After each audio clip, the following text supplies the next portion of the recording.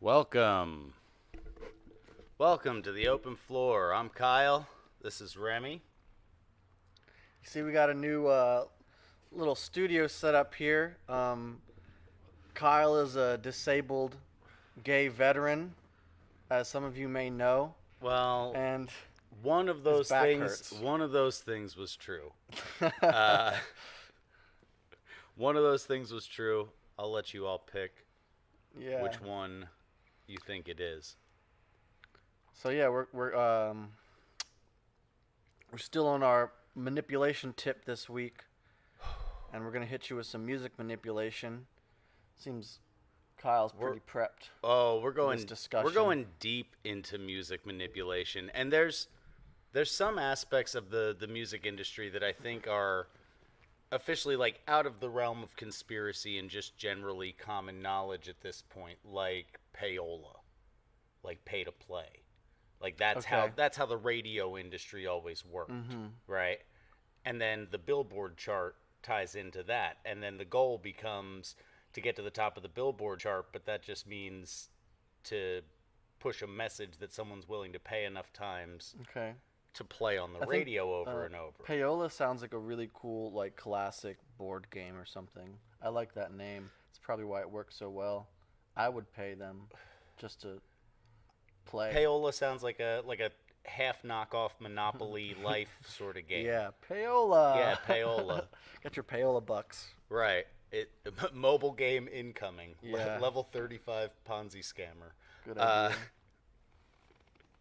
so the Billboard charts in specifically the Billboard charts have been the driving force of like what's considered to be popular music since their inception in 1958, right?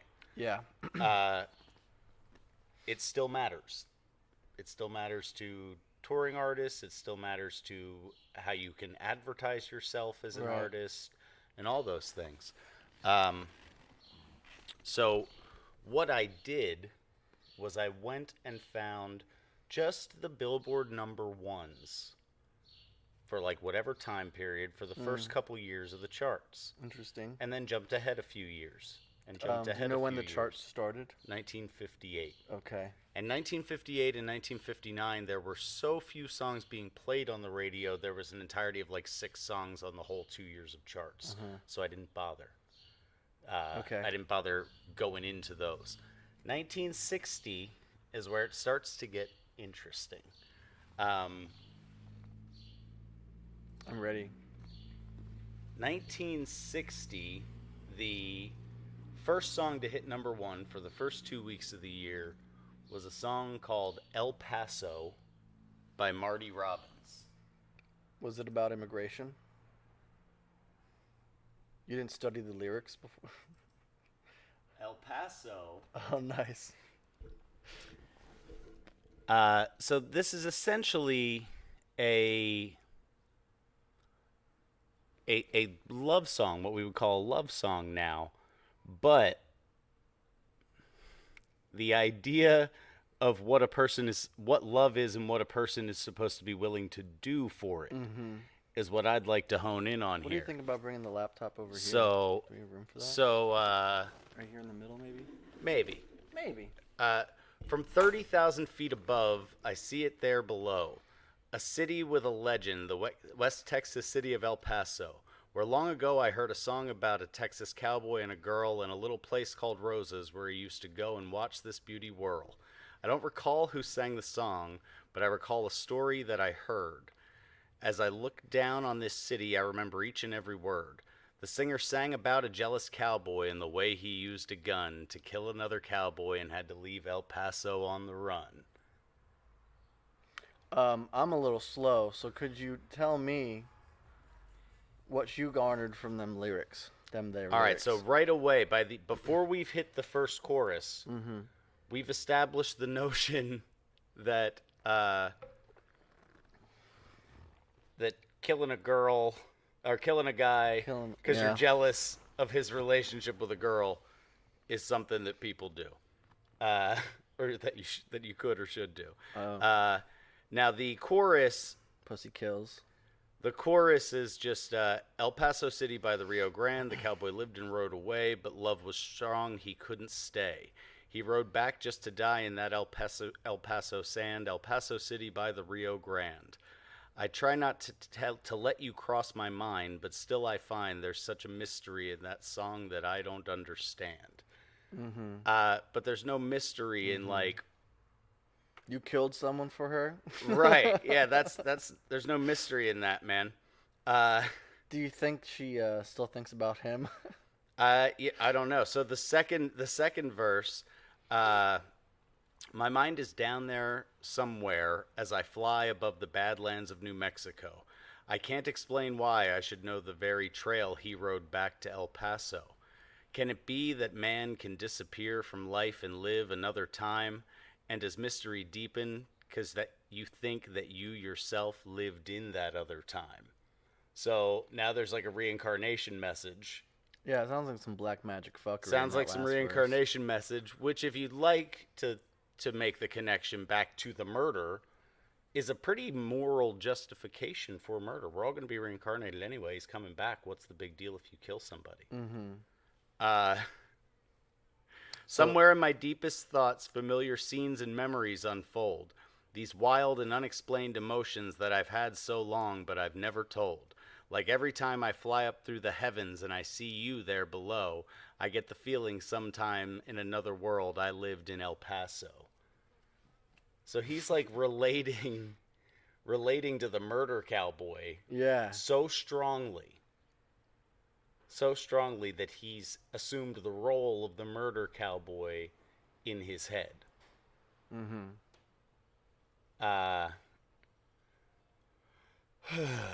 That's a pretty terrible message. What year was that? This was 1960. The second song... Did you get to listen to the song? I've heard that song before. The second song was a song called Running Bear, which I thought was interesting, just mostly because you couldn't use... Oh, no, that's another one. Running Bear... All right, so Running Bear by Johnny Preston is a teenage love story.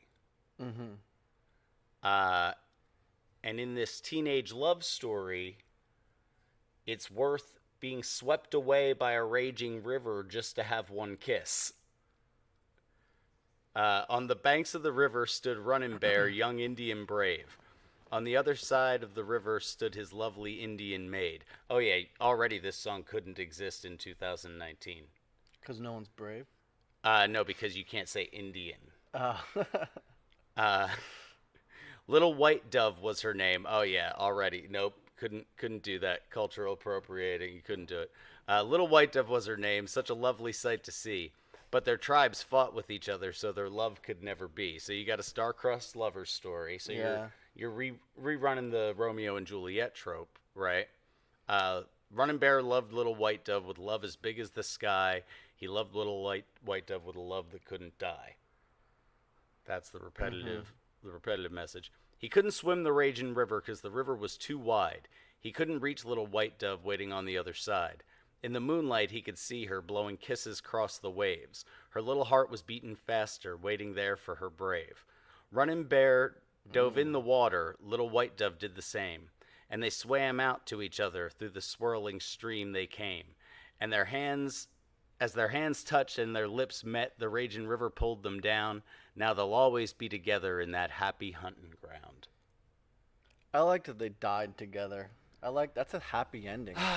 All right, so are you getting at that somebody is behind the scenes allowing these things to hit number one on the Billboard? I'm saying that they're taking enough money to put this message out over and over again, and someone's willing to pay enough money to put this message out over and over again, or it wouldn't have been number one on Billboard. Is there embedded emotion in the human psyche that just likes hearing about this sad stuff, particularly around love and loss? Well, that's just the thing, though. That's not love. That's fanatical obsession. but it's not even like it's worse than fanatical obsession with like the Phillies or the Golden State Warriors because you're the only person that's that big a fan of this thing. Mm. I'm your biggest fan. You're right. Like being willing to die for a kiss isn't I love you. Yeah. It's not the same. That's not how your parents like made sure you stayed alive. Being willing to die to kiss you. Yeah. It's not how it goes. People seem to rebel against their, good, safe, caring love. Yeah. And then jump into a running torrent to attempt to find something better. We've discussed a couple times already how people have become more detached from their actual real life relationships and their artificial relationships and virtual relationships through TV for the last 3 generations and for the three now, the new 3, the internet. Mm-hmm. Those are stronger. And the emotional responses are stronger. And so, considering most people find themselves to be pretty lonely these days, and have more and more so since the advent of television in every home, which was like by the late 70s was pretty much the standard. Maybe early 80s, you could say for sure. Just about everybody had a TV in the house. That had already started to build. And those kids that were raised in that time period, like myself, like we were the first ones raised by the TV. So we had more close familial bonds than a lot of kids now do, but we were still plopped in front of that screen pretty darn often, Yeah. The cartoons started playing at 6 a.m., you know? Cartoons started playing at 6 a.m., and then, Grandma would watch The Price is Right and all that jazz, and, we were sitting there.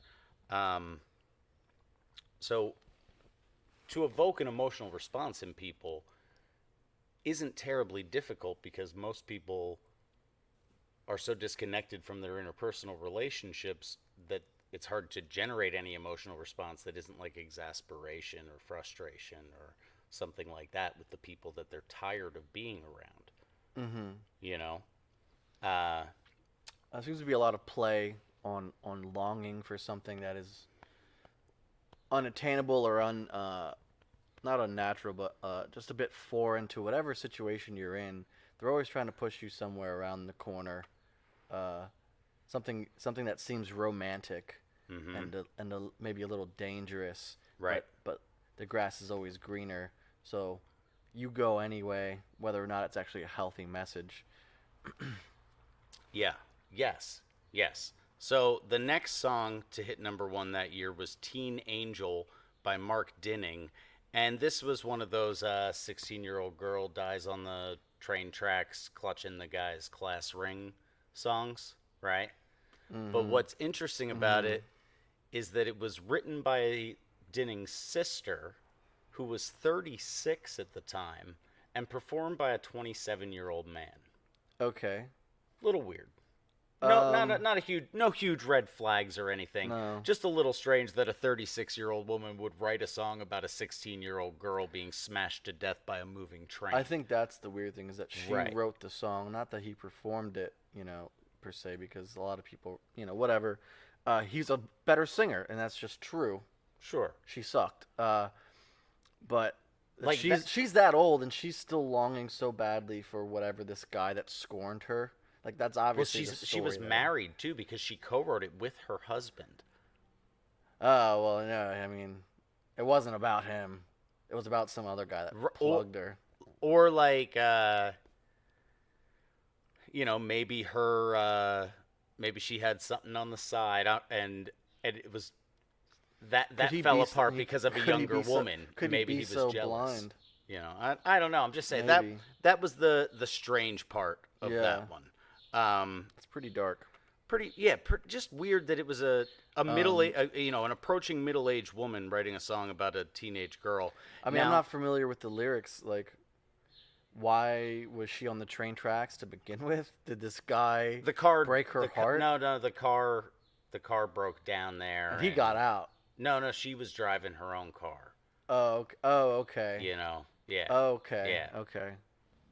I thought it was a suicide. No, it wasn't a suicide. Okay. No, wasn't it was a It's it was an accident. yeah. Now the next song of interest to make it up there to number 1 was good old Elvis Aaron Presley, and the song "Stuck on You." I was wondering when that name would come up. Well, here's the thing with Elvis. Now, Elvis was a pretty darn good promoter of the idea of physical affection as love. Well, he moved those hips like a real gentleman. Well, you say you want to hold me and stick to me like glue.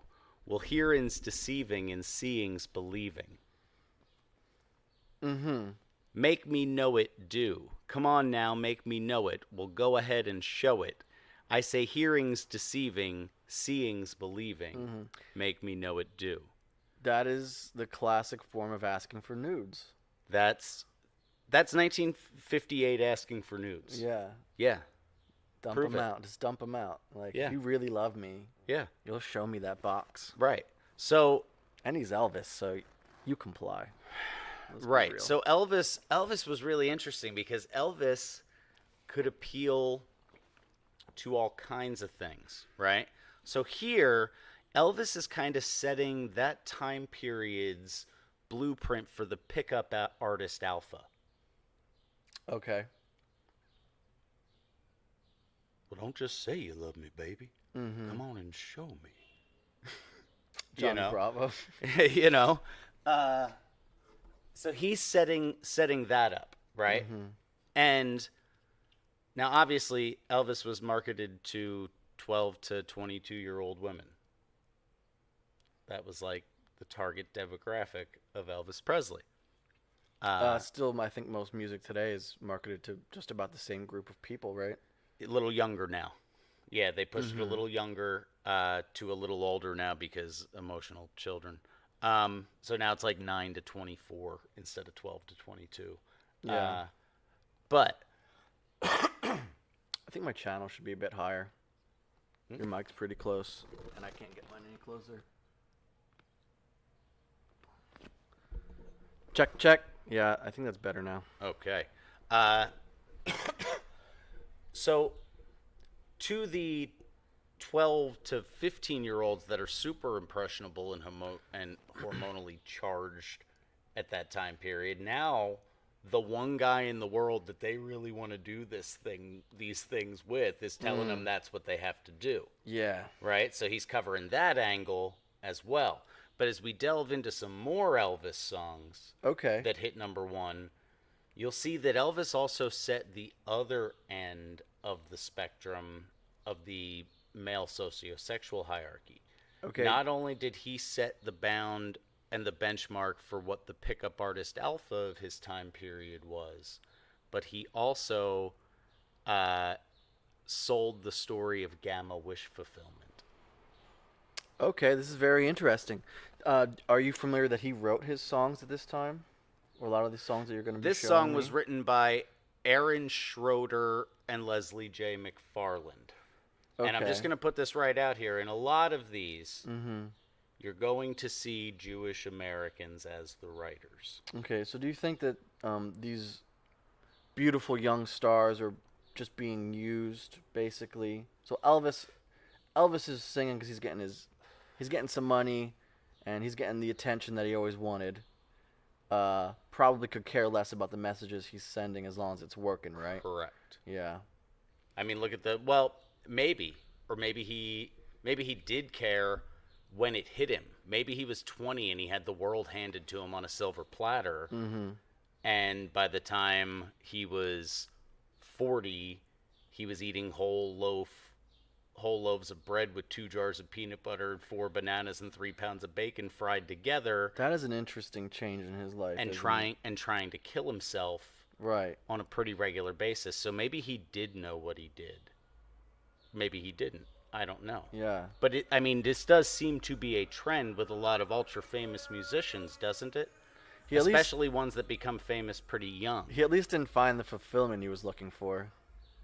Right. Obviously. I love the sounds of the streets on our You gotta love podcast. the streets. Gotta love the Streets of Reading soundtrack. It's the best. So Elvis is Stuck on You is where we start to really see the physicality and physical affection as love thing really start to take hold, right? Okay. The next number one from 1960 was the song Kathy's Clown. And Kathy's Clown is straight up like dating through the eyes of a gamma. Like, the elimination of deltas has been a huge portion. I want to stop you first, though, just because most people aren't familiar with your form of the sexual hierarchy of men. Okay. It's something that I'm pretty familiar with now, but most people just know alpha and beta. Right. They don't understand the alpha, beta, gamma. All right, so the very quick rundown. You may not need to say all of them, but at least the ones you're going to talk about. Yeah, I'm not really going to mention betas because betas don't get talked about in popular music so much, because betas are right hand mans. So you don't really hear too much about those in popular music. Betas are probably buying the music. Do you think? Oh, betas are absolutely buying music. Right, yeah. Betas are buying music, but they're usually buying it like for their wives and kids. Like, a lot of guys with beta personalities are actually those guys that are like, yeah, I don't really like music. Yeah, I mean, this is really a bit of a non sequitur segue, but what people commonly refer to as beta isn't the way that we would quite respond, or Correct. how we would quite describe them ourselves. Yeah, a So beta. Could you talk about that? Well, difference? in the pickup artist sexual hierarchy, there's alpha and beta, and that's it. And if you're not an alpha, and if you're not out slaying puss, you're a submissive. Amen. You're a submissive cuck, and that Yes. makes you a beta. Correct. Okay. In the actual sociosexual hierarchy, not just the picking up bar sluts hierarchy, alphas are leaders. Betas in the Vox Day model are now being referred to as bravos to try to break that association with cucks. Okay. So the beta is the bravo, and that's the right hand man. They're great delegators, but they're not great decision makers, and they're not great leaders. But they're dependable people who are Right. smarter than average. Most men then fall into the third category, which is deltas, which is guys that value respect, competence, accomplishment, things like that. Yes. That's most men. Most of us are cogs in the machine, and that's what we get off on. And our friends are the people who we respect their output as a human being in one way or another, and that's why we're able to do it. Good description. Then after deltas is gammas. And gammas are, for lack of a better synopsis, men that behave like women.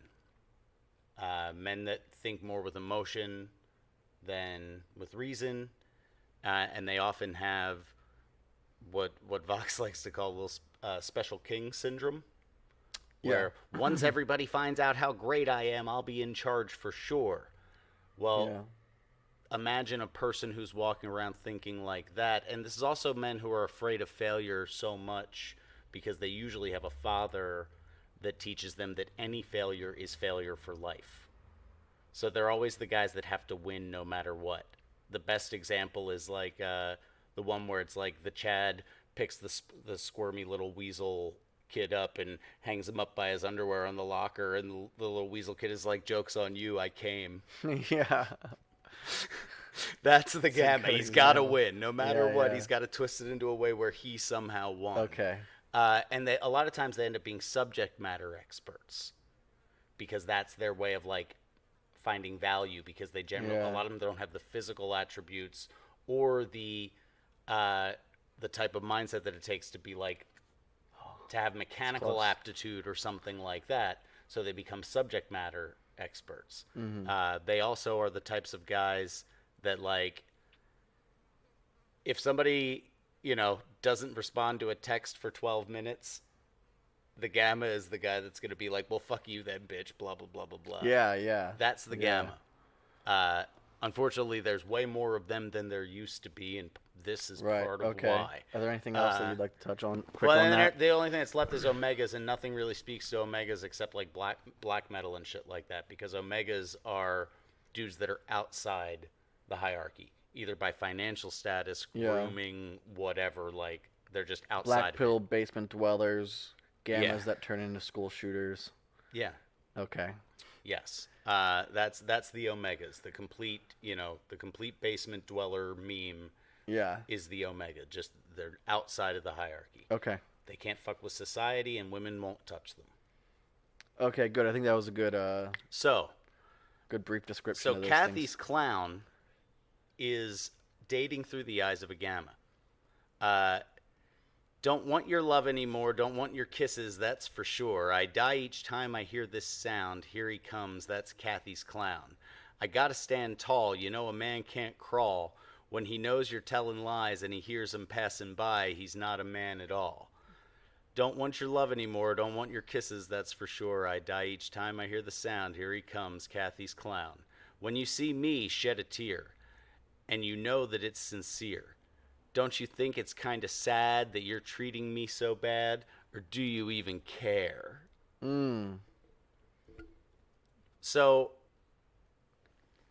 this lady, Kathy, has obviously made a name for herself around town, right? And this Gamma White Knight comes in trying to play Captain Save-A-Ho, and she does the same shit over and over again. Yeah. But he's such a little special boy Yeah. that he thinks that she was going to treat him differently. That he's like, don't you think it's a shame how you're... Dude, no e-girls ever. Like, you did that to yourself. Yeah. You did that to yourself, but the Yeah. Gamma can't do that because the Gamma has to always win. Can't turn a hoe into a housewife. Yeah. Um, Can't turn her into a housewife. no e-girls ever. No e-girls ever. Yeah. So we got the Gamma stuff going on. Yeah, I mean, there's a lot of dudes these days who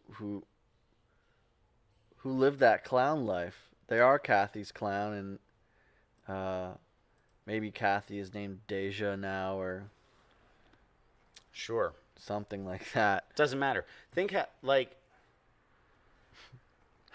many people are transient these days, right? Physically? Like physically, like they live here a couple months out of the year, here a couple months out of the year, here a couple months out of the year.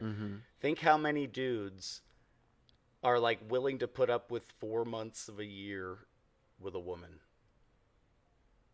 And then she's up here and she's here and she's here, but when she's back here, Oh, yeah, then it's my gal. right, But only when she's here. And Right. she gets to flutter around like a butterfly. right. And you get to But pine. they come back here and go work another shift at Orange Julius or whatever, you Right, know? and I mean, they justify these relationships with polyamory and things like that by being cool. Like, it is a cool thing to do.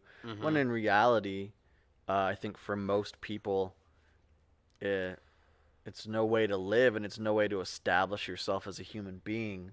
No. To only have the affection of someone, or to only to be mostly giving your affection to somebody who isn't even around or caring enough, to want to stick around.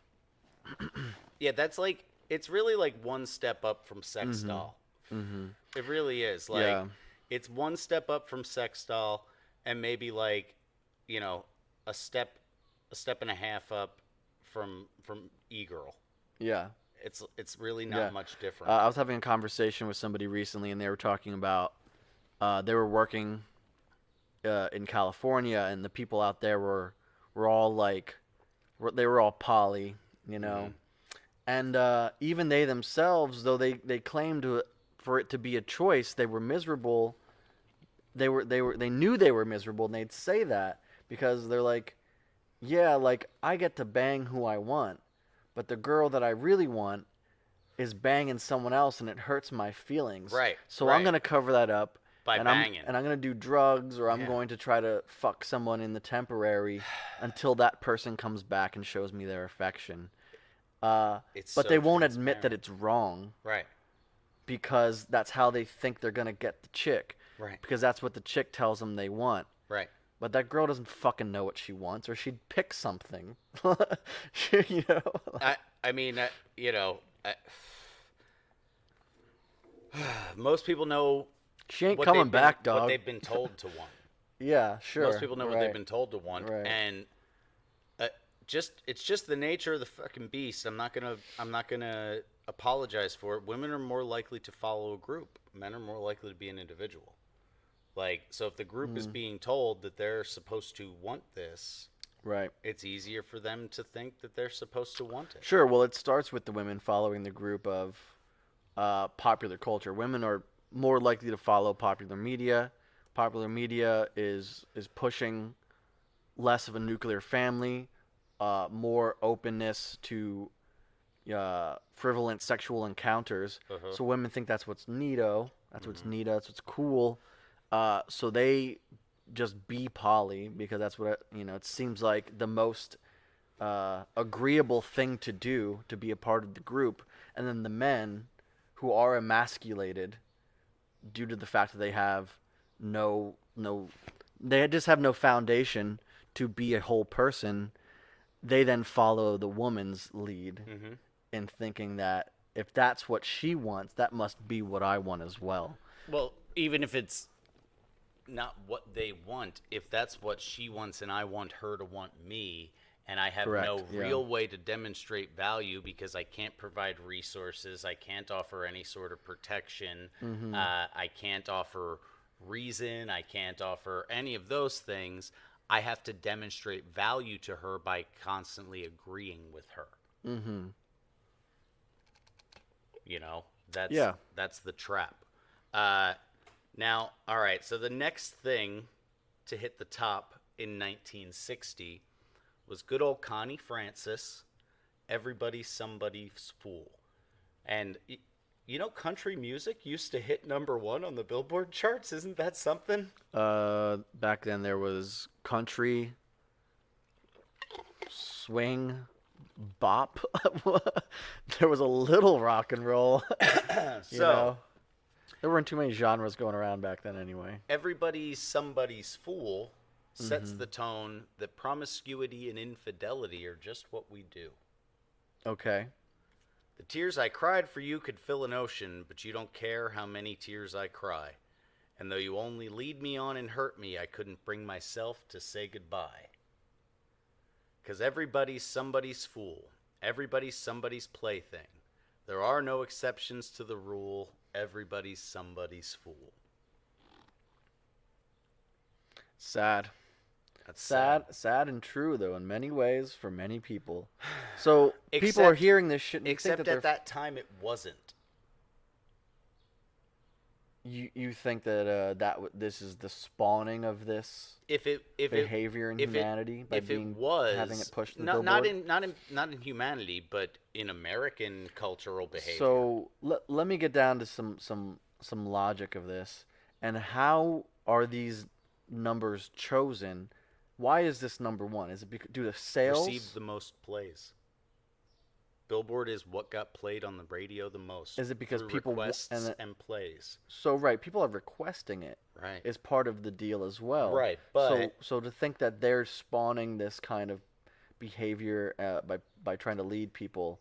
In 1960, I wonder do you if- think somebody was like getting pre-releases and stuff like that, like you can on the internet now, and being able to request things ahead of time? That song was played. They heard it a dozen times. Like a before they debut, like if something debuts at #1, then you can kind of say, well, nobody knew about it. But Right. it's already immediately at the top. already immediately at the Sure, top. sure. But even Sure. still, even if something debuts at number 26 Mm-hmm. and then climbs to #1 3 weeks later, those requests were the results of it being played on your local radio station 300 times that week. Then you started requesting it. Mm-hmm. Now it got played 500 times that week. Mm-hmm. You know? So It's always been the pay behind first.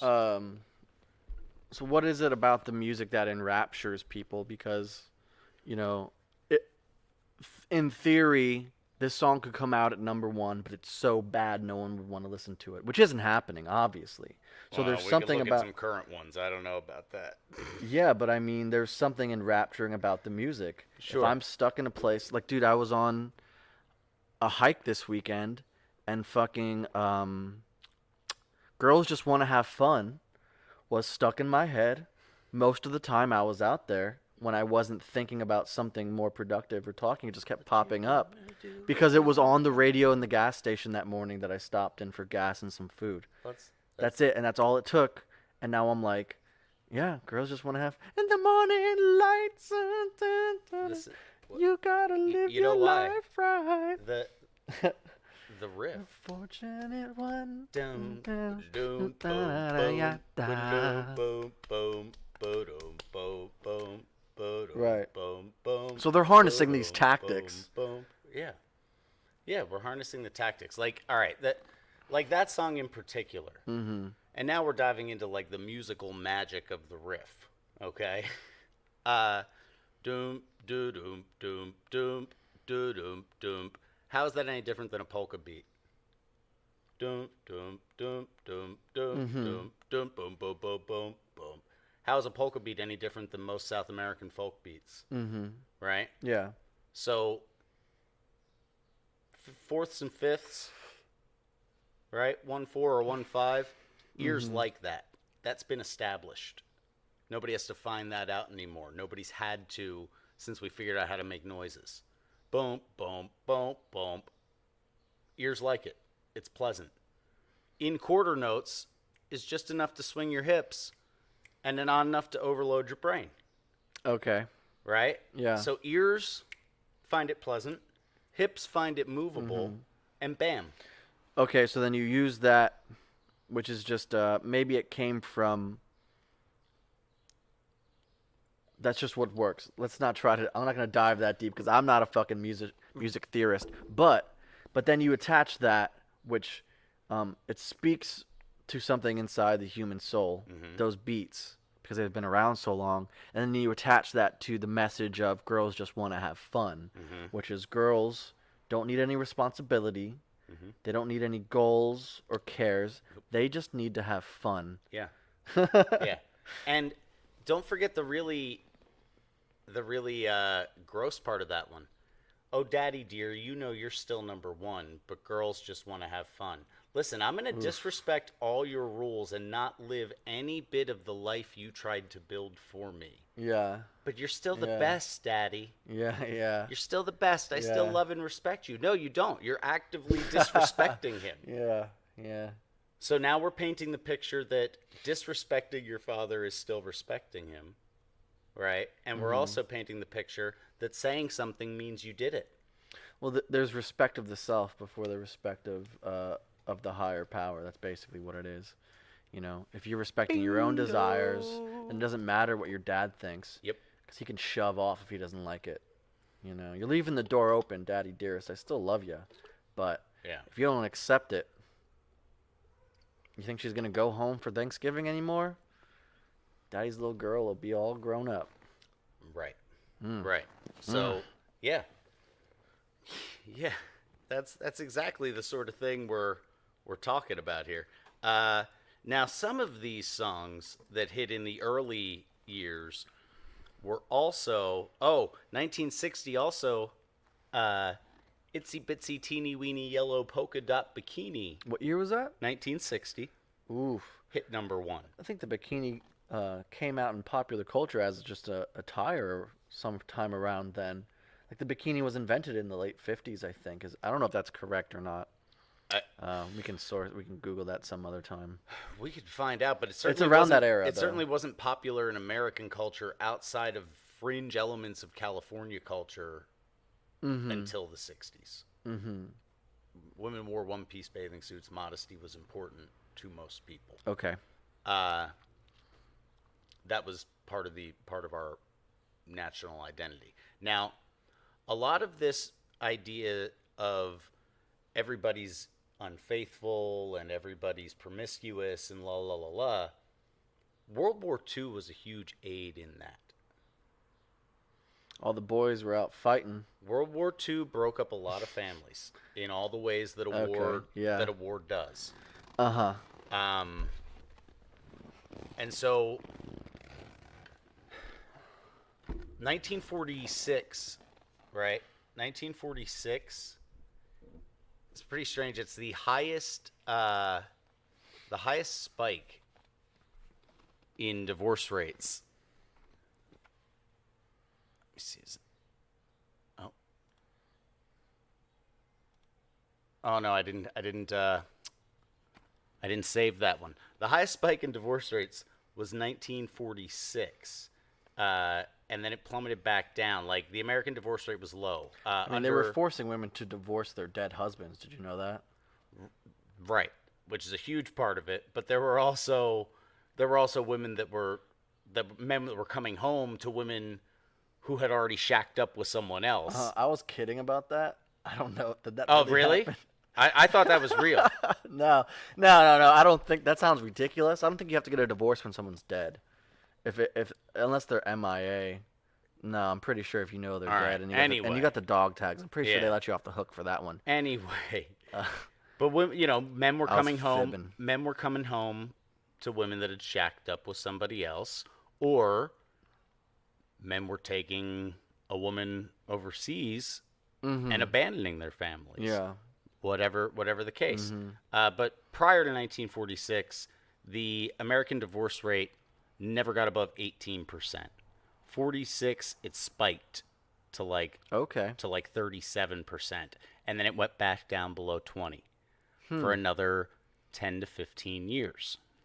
But it started to surge again after pop music on the radio had been in every home for about 5 years.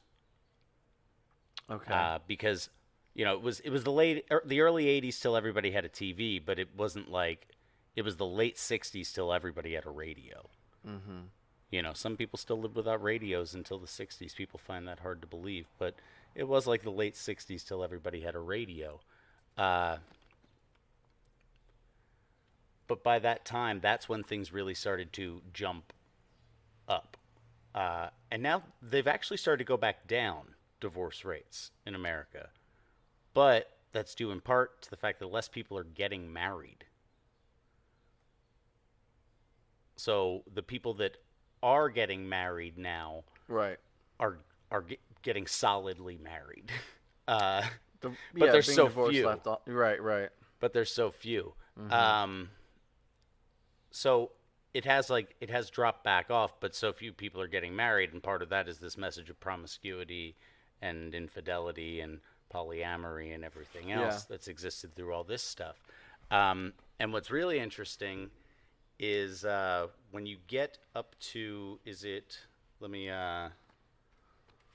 find it here. Is it 61 or 62?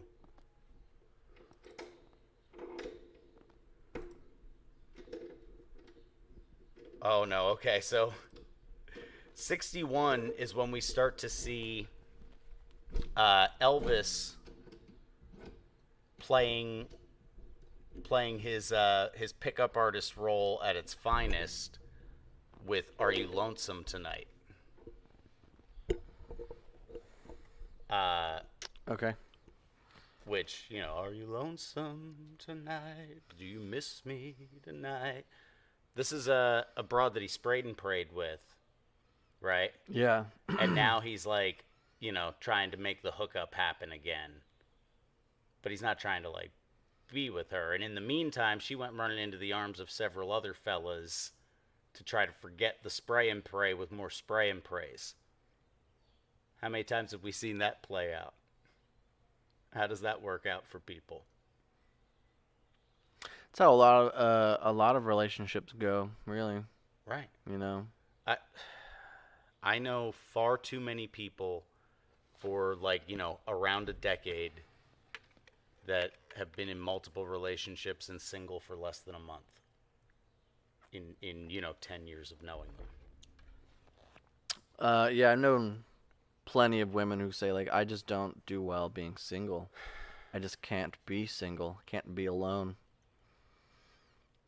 That's I don't think I've heard it from too many dudes. no, but you know dudes that if they could find someone willing would be like that because they can't be by themselves. And a lot of them just end up on heroin or end up stalking women or something like that instead. Yeah, yeah. They would be like that. Just create multiple, social media accounts, follow all their stuff. Yep. Yep. Now, the next one to hit number one in 1961 is interesting because it's Burt Kaempfert and his orchestra's Wonderland by Night. And this song, on its own, not really a big deal in a sense. It's a lot of Gamma wish fulfillment. Once she realizes how much I love her, she's going to love me forever type of stuff. Once she knows that I'll give her the moon and stars, then she'll come to me, you know. But Burt Kaempfert seems to be a pioneer of this genre, of the Gamma fantasy fulfillment genre of music. Because his name is on several of these Gamma Wish Fulfillment songs that we're going to run into. And prior to this, despite my, my personal musical historianship, I had only ever heard of Burt Kaempfert because of that ridiculous Bare Naked Ladies song. In the 1 Week song, there's a line that's like, Burt Kaempfert's got the mad hits. You try to match wits. You try to hold me, but I bust through. I had no idea. That's who he's talking about. Good reference. Burt Kaempfert. Prolific songwriter. Songwriter. Hit writer. Hit after hit after hit. He was the proto Barry Manilow, Burt Bacharach kind of thing. Okay. Yes, he was that. The next one to hit number one, Will You Still Love Me Tomorrow? Yeah. Hey, if I bone, are you still going to respect me? I mean, I don't know if that's how I see it. Will You Still Love Me Tomorrow? I was like, the song is literally. You want to read them? That'll make it helpful if you want to read some of the lyrics. Yeah. Tonight you're mine completely. You give your love so sweetly. Okay. Tonight the light of love is in your eyes, but will you love me tomorrow? They usually don't, from my experience. No. No. You're lucky to get a call back. If you get a call back, it's because no one else called them. Or because that shit mad slippery. Yeah. That's it. That's what you got. So is that your value? Is that what you want for yourself? Is that what you want to be your value? The slipperiness of your puss? Is that what you're hoping for? Maybe. Is this a lasting treasure or just a moment's pleasure? Hey, if you're asking that, you already know. Don't you already know? And if you have an inkling that it's a lasting treasure, put the pleasure on hold for a second and find out.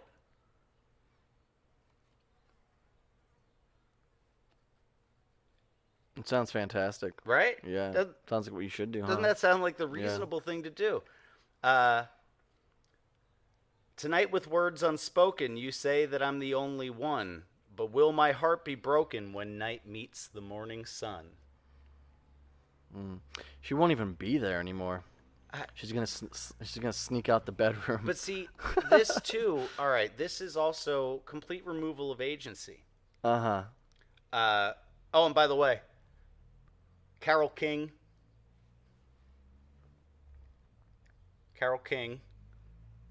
and Jerry Goffin. So we have two hats of Smalls as the writers on this one, promoting promiscuity to black teenage women. We will see a pattern here. Explain to me why this is specifically black women. The Shirelles were all black girls. The Shirelles were black girls. The Shirelles were black girls who had a hit in 1961 while while Jim Crow was still in effect. Mm-hmm. Well, we love a good song and dance. Love a good song and dance. So, that's Will You Still Love Me Tomorrow. Then we've got Pony Time. Here's the things that were sold to the black community through popular music of the 60s. Promiscuity amongst its women. Kick the man out of the house the second he's down on his luck. Okay? And then, otherwise, life is about pleasure seeking. And here's Pony Time. Pony Time. What does that remind you of? Pony Time. If you were a cheeky lad in 1961, perhaps you'd prefer to Pony Time is what some people would call Pound Town now. Yeah. Right? It's Pony Time. Get up. Boogity, boogity, boogity, boogity, shoo. Hey now, everybody. Boogity, boogity, boogity, boogity, shoo. In the Union Hall. Boogity, boogity, boogity, boogity, shoo. It's Pony Time when you hear this call. Boogity, boogity, boogity, boogity, shoo. So get with it, don't quit it, get up. Do the pony with your partner with a big boss line. Well, any way you do it, you're going to look real fine. So get with it, don't quit it, get up. There must have been a dance to go along with that. Sure, there was probably a dance to go with it. But it's just pleasure seeking. Yeah. It's pleasure seeking. Just have fun. That's what life's for. Just have fun. Pleasure seeking, pleasure seeking, pleasure seeking. Have mindless interactions through dancing. Now you turn to the left when I say yee, you turn to the right when I say haw. Now yee, yeah, baby, now haw. Oh baby, pretty baby, do it, baby. Oh baby, boogity, boogity, boogity, boogity, shoo. That is fucking songwriting. Fuck, that's good. Gonna see little Susie, you know she lives next door. She's doing the pony, she's taking the floor. So get with it, don't quit it, come on. Do the pony with your partner in a big boss line. Any way you do it, you're gonna look real fine. So, just, get together and dry hump. One of you's the pony. Hey, 12 to 22 One of year you's olds. the rider. Get together and dry hump. Yeah. And you'll have a blast. Boogity boogity shoo, yeehaw. Right. So that's Pony Time. Let's see. Then we have some Elvis again with Surrender. When we kiss, my heart's on fire, burning with a strange desire, and I know each time I kiss you that your heart's on fire too. Last time I checked, my heart was not in my loins. And I'm more of a prude than most people. But I'm not a total prude. I'm a divorced man. I've had one night stands. Okay. I don't live this way anymore. But I'm not a total Puritan prude, right? But I know my heart's not in my loins. Just saying. A little kiss, give your heart a little flutter, If I drink hot sauce, my heart may feel like it's on fire. But if I kiss somebody, I'll probably just get a boner. A heart boner, though. Yeah, no, that's not really how it works. So when we kiss, my heart's on fire. Your heart's on fire too. So my darling, please surrender all your love, so warm and tender. Let me hold you in my arms, dear, while the moon shines bright above. All the stars will tell the story of our love in all its glory. Let us take this night of magic and make it a night of love. Oh. A night. And let's equate coming to glory. It does feel glorious, I guess. Yeah. I mean, it may, I think people are probably trying to seek. Do you ever peel a long, thin scab, though? Doesn't that feel awesome, too? No, that doesn't feel close to God the way coming does. That's what I'm getting at here is that I think people like to come so much because it's similar to a religious experience. Because like at our base, nutting in the puss is like one of the things that we're really here for. It's like, maybe the point of life Is more so life. so yeah, so simulating that by whether it's not always a simulation, but by nutting in the puss without realizing it, I think people are trying to connect with their true earthly, purpose, Right. without realizing it though, because they just think it's like something fun, something sexual, Right. something with no strings attached. Well, it's so interesting how many people that on both genders live, and that's right, I said both. On both genders live that like, well, it's just like a biological imperative. Of course, you want to have sex. So they'll like say that it's a determinist like biological imperative, but they won't attach that like maybe that's because you have like the purpose to procreate. Maybe it's a purpose-driven biological imperative, and perhaps it's a divinely purpose-driven biological imperative. But only the materialist can like adopt a lifestyle for themselves where nutting takes priority.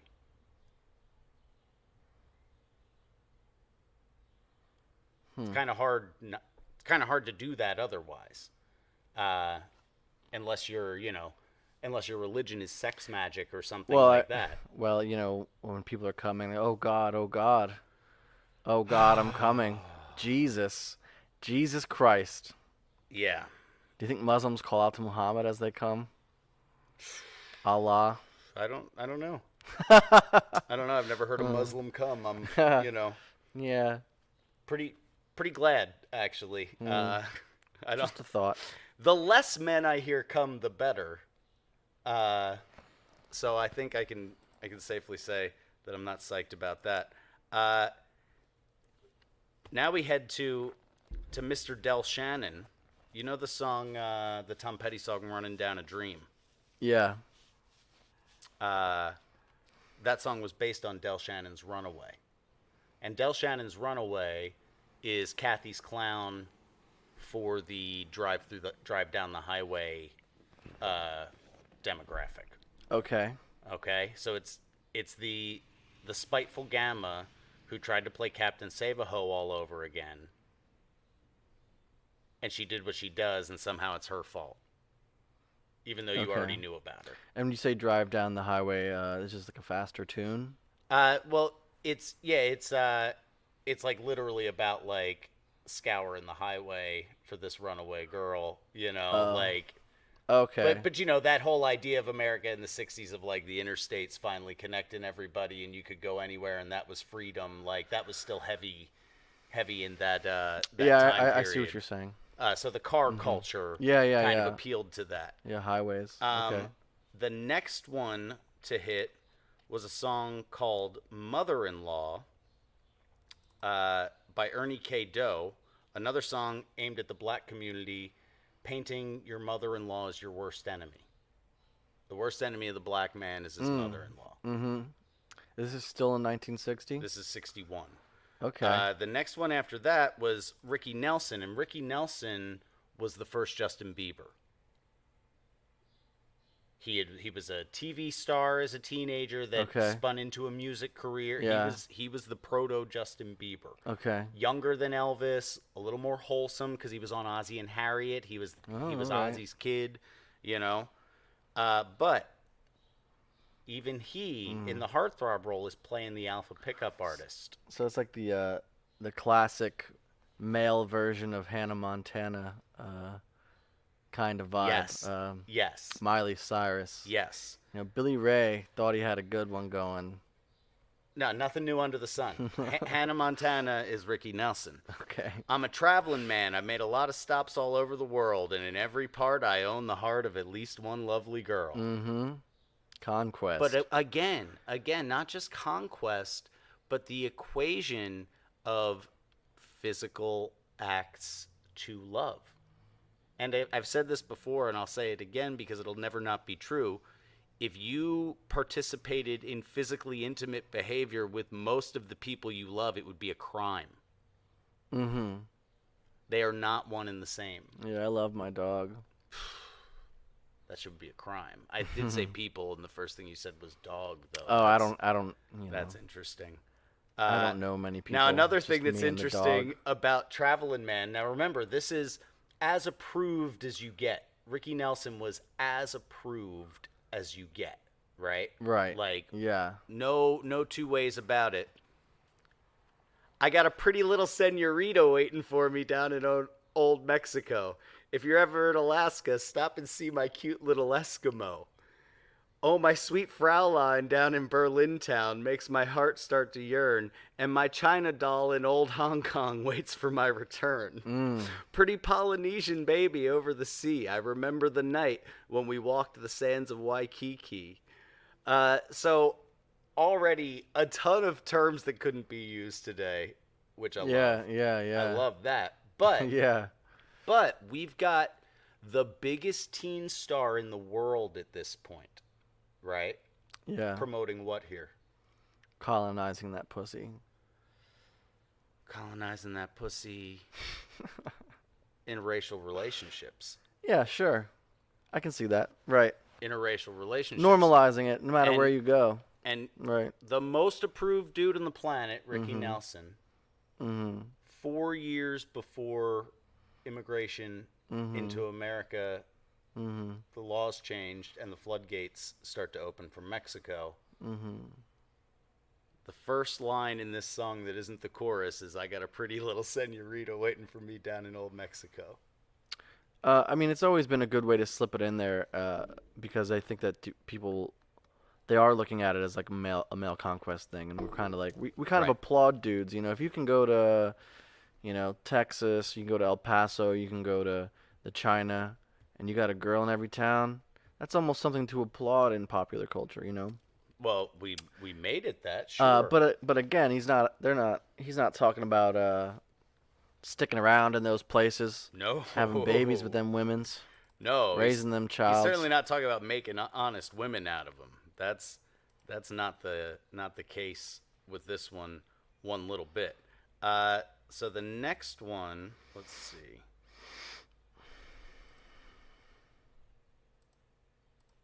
Got a bunch of stuff stacked up here now.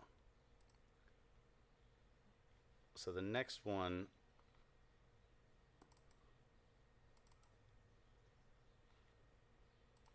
is a song called Quarter to Three, which is just another good time ass shaker tune, right? Then we have Tossin' and Turnin'. I was tossing and turning. Gamma shit all the way. Thinking about a girl. Thinking about a girl that's not even his all Yeah. night, tossing and turning. You'd think he'd be nervous about a job interview or something, you know. Anything else. Saying his vows at his wedding. Then we've got Wooden Heart by Joe Dowell. Mm-hmm. Can't you see I love you? Please don't break my heart in two. That's not hard to do because I don't have a wooden heart. And if you say goodbye, then know that I would cry. Maybe I would die because I don't have a wooden heart. Mm-hmm. Gamma shit. Yeah, dude. Gamma shit. Already 1961, we're setting the precedent that if she doesn't love you, threaten suicide, and maybe she'll stay. How many Yeah. Reddit threads could we pull up right now about women complaining about this? We could spend the next 3 days reading them. Correct, yeah. 1961, we're setting this up. There it is. There's no strings upon this love of mine. It was always you from the start. Treat me nice, treat me good, treat me like you really should, because I'm not made of wood and I don't have a wooden heart. He's not a puppet. Yeah, no shit, you're not a puppet. And if you have to tell a woman that, she never respected you in the first place, so what were you doing there? So I think we can clearly see this message, that this guy's being a dumb fuck, right? Right. A lot of people hear this message and then actually live it for themselves. But because they don't ever differentiate. because of the age range pop music is marketed to. Mm-hmm. That's part of it. When you're hormonally imbalanced and you're having feelings occur for the first time that you've never had. Yeah. You don't know how to correctly identify the emotions you're used to having. Now you're having new ones that you don't know how to identify. And all of us want to crawl out of our skin during puberty in one way or another. So music, fiction, writing, movies, they offer escapism. We're all ridiculously uncomfortable. And what we escape in becomes more inviting to us than what we live, because those 3 or 4 years can be ridiculously uncomfortable. Especially if you have, an emotionally unavailable family. They can be really, really difficult. So we attach to the escapism harder.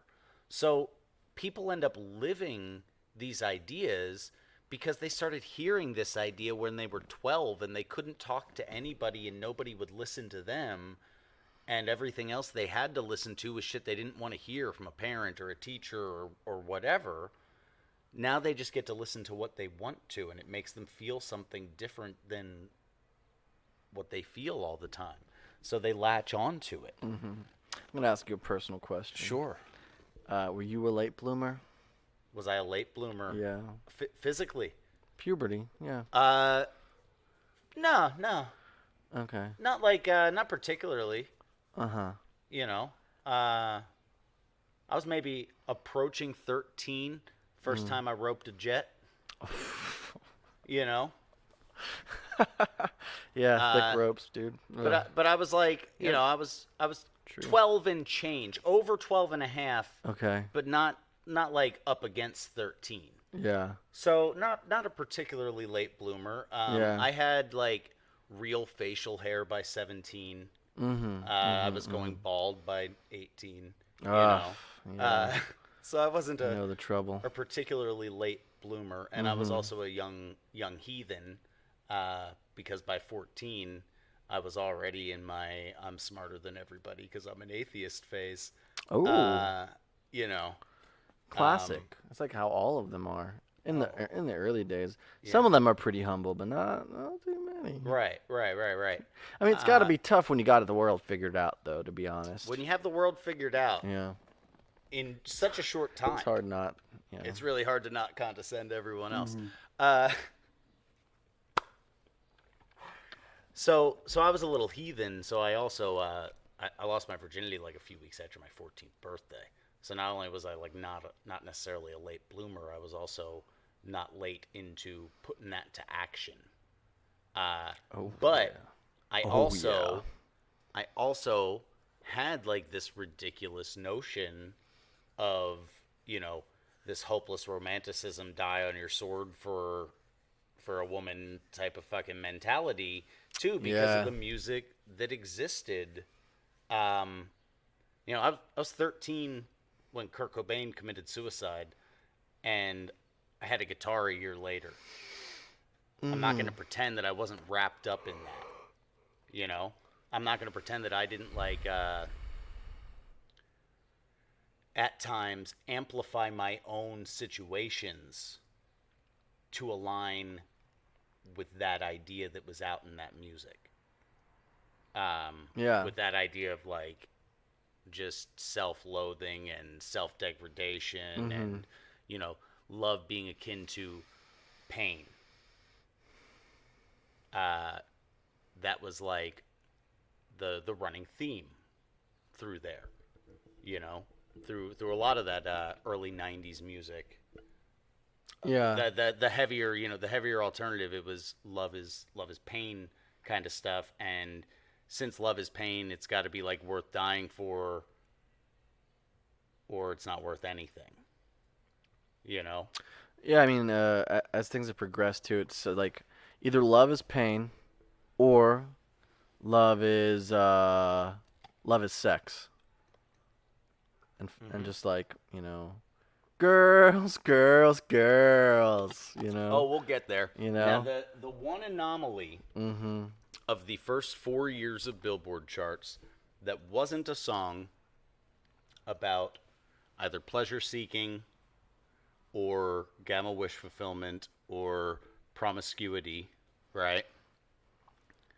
Was Michael, row your boat ashore, hallelujah. That was the number one. That song made number one for 2 weeks in September of 1961. Fuck, something must have been going on then. Was that the week we got out of Korea or something like that? I think that was still the 50s. You know, I don't know. You know No. what? I don't I know. don't know. And then we have Take Good Care of My Baby, which you know this song.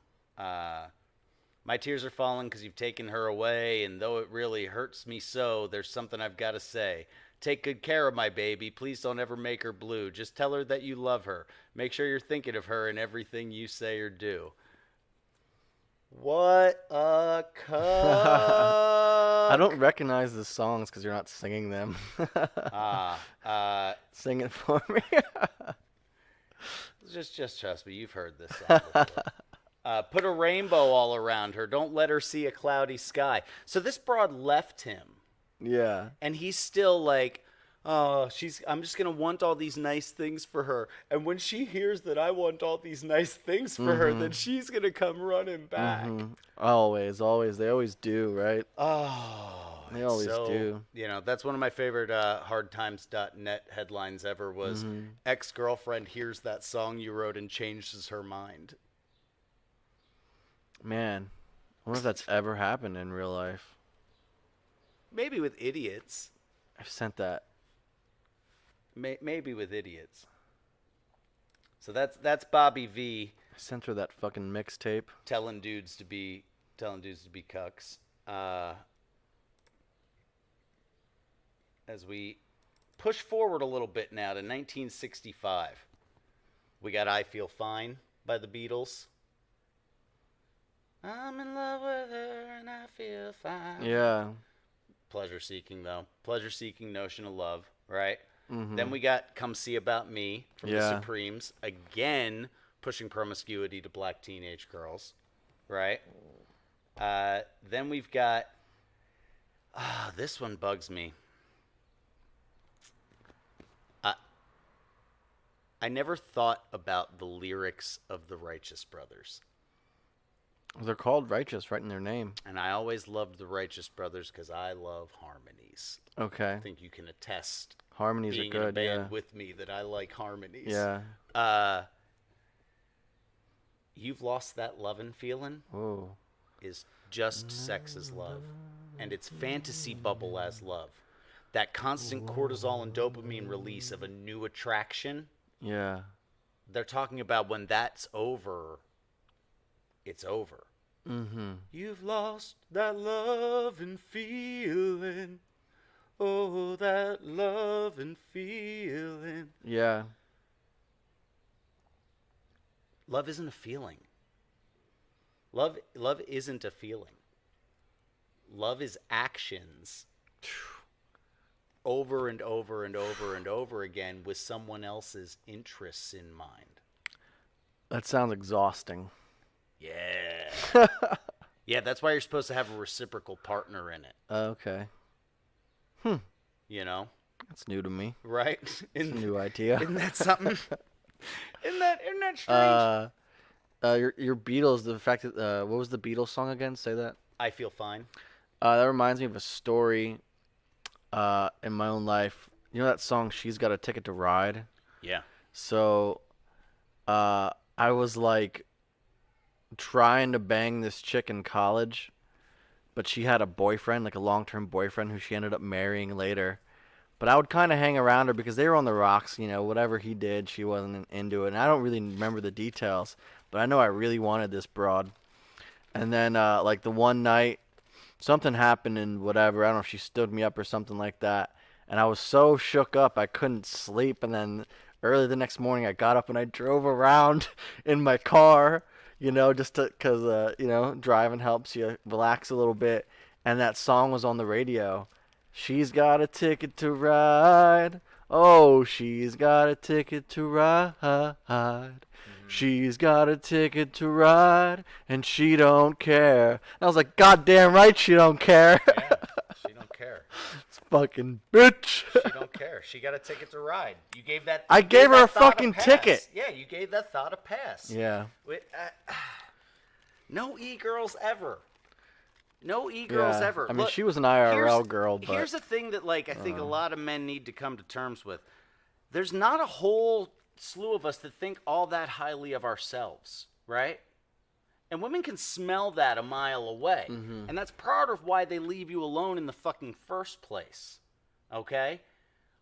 But if you're one of those guys that doesn't think all that highly of themselves, and that's why women leave you alone in the first place, think how low a woman who is instantly willing to be physically engaged with you thinks of herself. Two people with the flu making out isn't going to make them both healthy. They're just going to get sicker. Every time. But if you keep making out and you overcome the flu together, there's something special there. Every once in a while through quarantine. That Lock shit can yourselves in work, a but a lot room, of times, sweat what it does out. that really turn into, though? Let's get honest about that. That turns into trauma bonding. Yeah. That's Correct. That's nothing to base a relationship in because that's a constant roller coaster now. So instead of your fantasy bubble of the constant, now your relationship is based on whether or not the spikes and valleys are there. Mm-hmm. And if, God forbid, you have 3 good days and nothing's happening, which one of you is going to throw the glass against the wall? So It's not healthy. But how much during the 90s and up to the 2010s to present do we see the two broken people fixing each other? That's no. That idea gets pushed in how many movies, how many songs, you know? Two sickies don't make a welly. Never happens. That's what I heard. Never happens. Even one welly and one sickie ain't got too good of a chance. If you have the flu and I'm healthy and we make out, I'm going to get the fucking flu. You're not going to get better. Man, that happened to me too. Physical representation of my scorn. Ain't that something? Isn't that something? You know? Yep. Was talking to this girl, gassing each other up as you do with a new woman. She's got a little bit of a cold. I don't mind. She's got a ticket to ride. I don't mind if she's a little ill. So we're watching a little flicks and we make out. The next day she says she's got to break it off. It can't be a thing. Well, by that evening, I felt the fucking flu kicking in, and I said, "Son of a bitch." Not only did I not get the gal, she gave me the sickness. I mean, And if that's not a fucking lesson, I don't know what is. at least it was the flu and not the clap. Well, yeah, we only smooched. At least it was the flu and not the dick flu. I only smooched her. Yeah, no dick know? smooching. Yeah. So, Ugh. Could have been worse. Could have been. Always can. Always can. You could have got stung. Some lessons are expensive. Some lessons cost the flu. It just depends on how many times you have to learn it. Yeah. You get the cheap one, and then you get the one that, like, you wake up in the morning and there's $800 missing out of the nightstand or something like that. Then you start to get the expensive ones. When Has that ever happened to you? You don't pay attention to the cheap ones. I don't think I've ever had a gal steal from me. Though No, I've thought I've about it, but I sleep like a fucking... I'm a light sleeper if there's some thought in my house. I've never had a gal steal from me, but I was in a one-night stand intimate with a woman who would have stolen from me had she ever been in my house. Oh, Absolutely. okay. You're like... Absolutely. She had the shifty eyes. Absolutely. I picked her up after she went out with a dude like 25 years older than her to a bar for him to buy her drinks, and then he went to the bathroom and left his phone and like $20 on the bar, and she just took that stuff and bounced and came to meet me. Holy shit. She took the phone and $20. She took his phone and $20 after he bought her like $100 worth of drinks at whatever place they were in. What a treacherous slag. Yeah. Holy shit. What was your reaction to this? Just like, gonna have sex, so okay. My reaction was exactly like Where'd you bang her at? That's my second question. in a parking lot. In the car. In a parking lot. And then you dropped her off for someone else to have. That's awful. The parking lot was like 2 blocks from her house. Do you remember what kind of phone it was? It was like whatever Galaxy was 2017. So pretty nice. Yeah, it was a pretty nice phone. I wonder what she did with it. She put it inside of her and put it on vibrate. No, she probably sold that shit to pay her electric bill because that was the type of story she was telling me. So my thoughts were, these are funny if I'm hearing them not straight from the mouth of the awful person that's perpetrating them. Like if I hear That about is some funny, dude yeah. getting beaten by this and I'm not like sitting in front of the slag that did it. Mm-hmm. That's funny. But it was hard to like enjoy the humor of it because she's awful. Yeah. And her enjoyment in telling it is making it pretty awful. Oh, she was laughing. And, she was having a blast with how she was getting over on these suckers. Yikes. You know? That's an episode of Where Are They Now that I'd love to see. No? I don't know. Check Tinder, man. She's Only probably me? there. I mean, my Tinder is only between 18 and 21. I'm checking for. You know what I mean? Yeah, she'd be like 28 by now. So, who knows? Wouldn't even give her the time of day. Who knows? So once we get past You've Lost That Lovin' Feelin', we get to My Girl. I got sunshine on a cloudy day. Mm-hmm. But once again, here it's wholesome. Seems that way. On the surface. But it's fantasy bubble notion of love. Okay. Your partner in life is not supposed to make everything rosy for you. I agree with you, but I'll give this one a pass. It's a pretty good song. It's more wholesome than most of these other ones. Right. But You're it's just saying like, how much this chick is awesome. Do you want to be up to your waist or in this piss person. or up to your neck in shit? Excuse me? Do you want to be up to your waist in piss or up to your neck in shit? Obviously, you'd rather be up to your waist in piss. Yeah. So it's more wholesome, but it's still not great. It's not Michael Row the Boat Ashore Hallelujah wholesome. I'm giving this one a pass. It's better than most. Yeah. It's better than most. Then we got 8 Days a Week from the Beatles.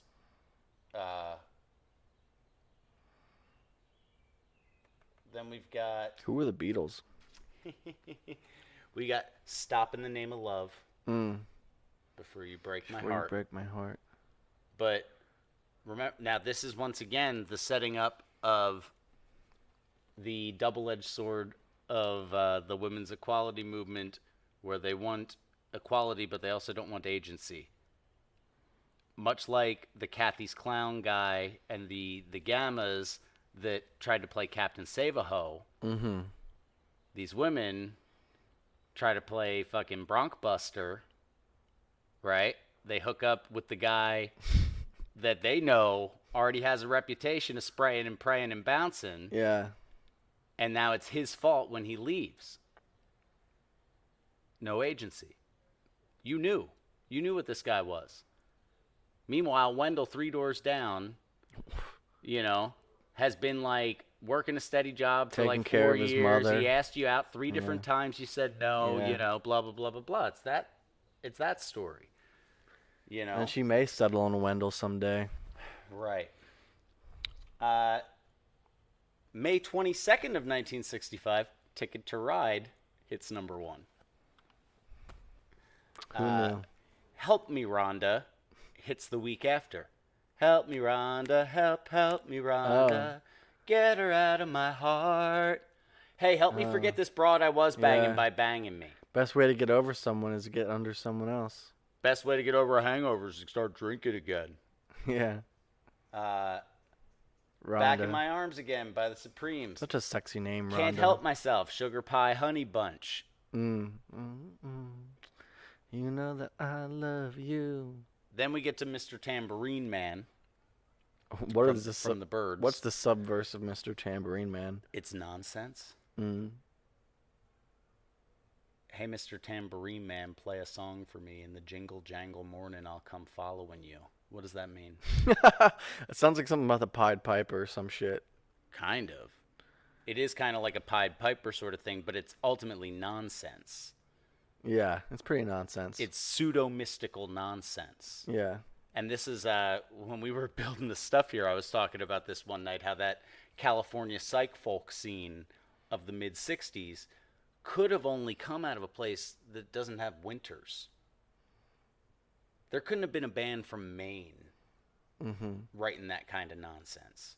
You had to be from California. You had to, like, not have winter to be able to think about that type of shit. Yeah, I mean, if you followed Mr. Tambourine outside your cabin in the middle of the winter in Maine, right, you'd die. Forget about it.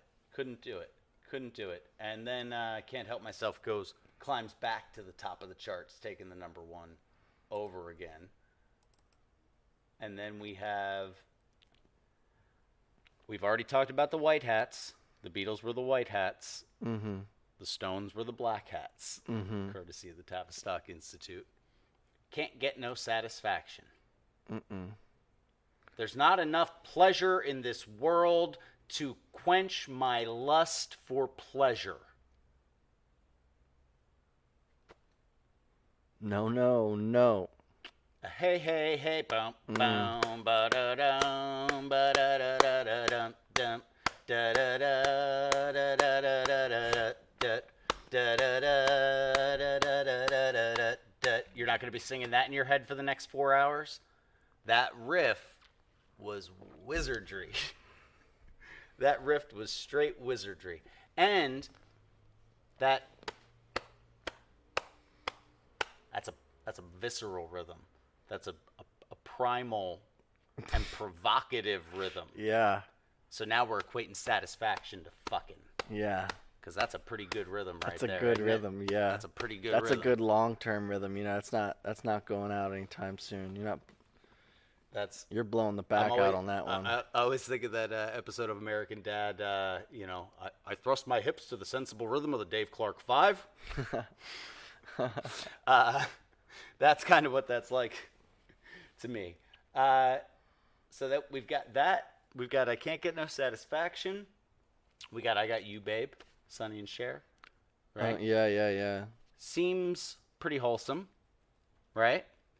And maybe I'm reading into this, but better hope somebody with an intention didn't read into it and want this to be read into or not read into. It's an us against the world love story. Yeah. Yeah. Terrible idea. Terrible idea. You need your parents. That's the idea of asking for your parents' blessing. You're going to need them for your relationship to work. What if you don't have any parents? Good luck. Good luck. Then we've got help, because he needs somebody. Help. Not just anybody. Yeah. Help. Pussy on a pedestal shit now. Yeah. All right? So now the good guys are playing the gammas. The Beatles play the gammas more often than not. And the Stones play the alphas. That makes a lot of sense. What's his name? Johnny Boy was gammaed. Oh, John Lennon was such a fucking gamma. Yeah. He always had to win. He always had to be A lot right. of what he said was so slimy, too. Yep. And then he let this broad take over his life. She probably led to him being killed, you know? You know what's funny? I met Ron today, and he's working in prison, you know, and he met Mark David Chapman. He said that he's basically a celebrity in jail, and he's a porter. And the guards were like, "Hey, you want to meet the guy that killed John Lennon?" And I go, "Mark, get over here." And he's like hamming it up. He gets good treatment in there, you know? He's chilling. You know, the only good commie's a dead commie, right? But you know, I'm not gonna cheer for a murderer. Even though the only good commie's a dead commie. Not gonna Well, cheer I for mean, a but he murderer. had a point though. If what is said that he killed Lenin because Lenin was a fucking liar. Yeah. You know, Yeah. and Lenin was inspiring a lot of future commies, There's a whole lot of ways. working class heroes, something to be. Get the fuck out of here, John Lennon. There's a whole lot of ways that John Lennon was a justifiable kill. Nah, There's a whole lot of ways. Why righteous kill. Why not? Now we've got our first introduction of fear-mongering. Eve of Destruction. Can't you see we're on the eve of This destruction? hit number 1, you're telling me. 1965. Ah, well, that's a good year for destruction, to be honest. Right. We've got That is the first, I believe, 64 or 65 is the first, deployment in Vietnam. troop deployment Yeah, I think. of infantry Yeah. and Marines. So topical, right? Mm-hmm. Topical, but also, how is a war in a couple square hundred miles in jungle going to end the world? Nukes. Right. Fear mongering. Yeah. Fear mongering. Then we got Hang on Sloopy, just more good time nonsense, right? More good time and nonsense, more booling out. What's a bull? It's how Bloods won't say C's, you know. So instead of just cooling out, they're booling out. Okay, you must know a lot of Bloods. No, I just know about enough about the internet Okay. to know, Oh, bull. That's Then bull. we've got Yesterday from the Beatles. Yeah. Escapism. Yeah. Yesterday, all my troubles seemed so far far away. away. Life was more than just a game to play. Oh, I believe in yesterday. Well, that doesn't seem like a recipe for success now, does it? Doesn't sound like you're getting, dusting the, brushing the dust off and getting back at it. Get back on the horse. Yep. Nope, he's thinking about yesterday. He might just stay down there in the ditch with that whiskey. Yeah, why don't you wallow more? Mmm. I don't think you've dwelled enough on this. Ugh. You must not be over this yet. You haven't dwelled enough on Yeah. it. Yeah. Fuck stoicism. That's a chink in the armor of the emasculation of men. To have 4 grown men, even though they were 18 or 19 or whatever then, to have 4 grown men singing I Believe in Yesterday, that's a chink in the armor of the masculinity of men. A chink in the armor of stoicism. Where you recognize that emotions exist, but that they don't really serve you in most situations, and so you let them pass through you without You're not allowed. reacting. You're not allowed to say chink anymore. Chink, chink, chink, chink, chink in the armor. Now, right behind the white hats come the black hats again. Here come the Stones with Hey You, Get Off My Cloud. Ugh. Hey, I'm fucking really high right now. don't try to Please lecture stop me about my bugging good me. time, man. Yeah. I'm just trying to have a good time. Don't be a fucking buzzkill, square. Yeah. Don't be a buzzkill, faggot. Mm-hmm. That's what that song was. Mm-hmm. Hey, how dare you offer constructive criticism on what I'm doing with my life? It's like I'm having bisexual sex with underage humans. Yeah. Leave Yeah, me be. Me and my also adult wife are gang fucking a 13-year-old, but whoa. What, Mick Jagger and his wife didn't do that? Am I telling tales out of school here? Anyway, Gotta phone a friend on that one. I don't know. then we've got the Supremes, I Hear Symphony, more fantasy bubble love stories. So while the Supremes aren't familiar with that one. busy telling young black women to be promiscuous, they're telling them that their real love should feel like a fantasy. Mm-hmm. Then This is extremely thorough breakdown because this is like what every number everything one. that hit number 1 Yeah. that year. Okay. Yeah. So these are the messages that were at like the peak of public consciousness. Mm-hmm. You know, this is what you couldn't go anywhere without hearing. You know, this is Mambo number 5. Oh, You know, Got Monica in my life. Then we've Damn, got that's the birds. really dark. The birds coming back, Mm. right? After they tell you a Pied Piper story, then they subvert a biblical message. To everything, turn, turn, turn. There's a season, turn, turn, turn, and a time for every purpose under heaven. Why are they subverting it though? Because Just because the it's the birds, birds. were selling it as part of the revolution. As part of the counterculture movement. The turn, turn, turn was the soil of the American, the American seed of idea. Sure. That was what they were trying to turn, not God explaining through David in Psalms that the cycles repeat themselves because there's nothing new under the sun, and there will be a time for this, and right now you're alive in this time, but there will be this again. So Well, birds also spell their name with a Y. Am I correct? yeah. So yeah, fuck them.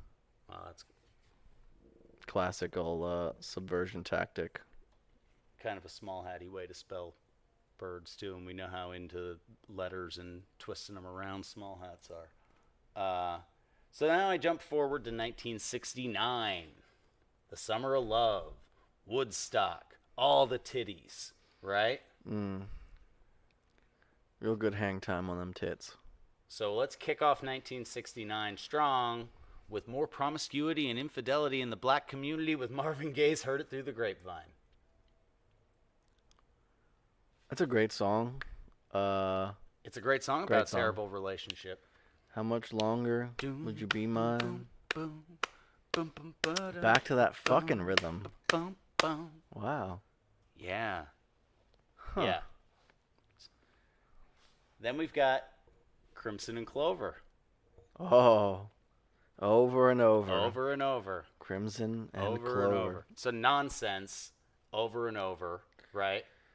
With a heavy atmosphere Yeah. and big swirly sounds boom, boom, boom, boom, boom, that make you feel like you're underwater. Mm-hmm.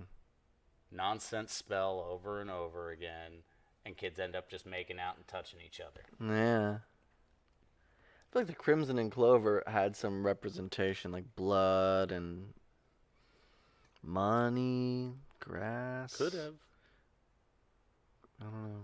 Could have, but it, doesn't really seem that way. Then we have Sly and the Family Stone's Everyday People, right? But that song was also like pretty much about like just wanting to like party and have a good time, and that makes you everyday people, And so on and so on and Scooby Dooby Doo. So on and so on and Scooby. Like, I don't know what to say here, Chief. Yeah. What do you mean you have to say anything? So Right. on and so Nonsense. on. We're writing Scooby-Dooby nonsense. Dooby. Then we move into this is the dawning of the age of Aquarius. Satanic. We move into that. Right, and let the sun shine in. Yeah. Lucifer, the morning star, the light bringer. Hair is one of the most satanic fucking plays you could ever So those are back to back? hope to see. Yep. No, there were like two minor okay. hits that are kind of, one was a pleasure-seeking thing, and one was another fantasy bubble thing. Then we have the Beatles coming in with their Gamma wish fulfillment again with "Get Back." Get That's back to where you once Oh, belonged. yeah. I like this one, too. Because she's gonna hear you and change your mind. Yeah. Then we've got Henry Mancini and his orchestra, the love theme from Romeo and Juliet, which was instrumental, but Romeo and Juliet is, just like that Running Bear song. Yeah, that's a It's fucking stupid story. It's a stupid story. I'm not really into that whole let's just die. Then we have the future dystopian in the year 2525. Oh, in the year 2525, Yeah. something, you're Will mankind alive. still be alive? Yeah, some shit like that. Futurist dystopia, right? It's a fun song. Then we got the Stones. It's the honky-tonk women that give me the honky-tonk blues. Mm-hmm. Removal of agency. It's It's the honky-tonk woman gives me the honky-tonk blues. Not me going out and plowing bar whores. It's the bar whores. It's blaming the thoughts for engaging with the thoughts. What are the lyrics there? It's the honky-tonk woman that give me the honky-tonk blues. Hang on. So it's not that important if you don't have them on the top of your, No, it's on the okay. tip of your dick. It's okay, because these are worth it. And we got this new couch. I met a gin-soaked barroom queen in thanks. Memphis. She tried to take me upstairs for a ride. She had to heave me right across her shoulder because I just can't seem to drink you off my mind. He was I was so wrapped drunk. up. I was so wrapped up in you, I could hardly bone someone else to forget about you. So he's pushing rope in this chick. Right. Probably a man. Right. You know, she's big enough to put you over her shoulder. I laid a divorcee in New York City. I had to put up some kind of a fight. Then the lady, she covered me in roses. She blew my nose, and then she blew my mind. Ugh.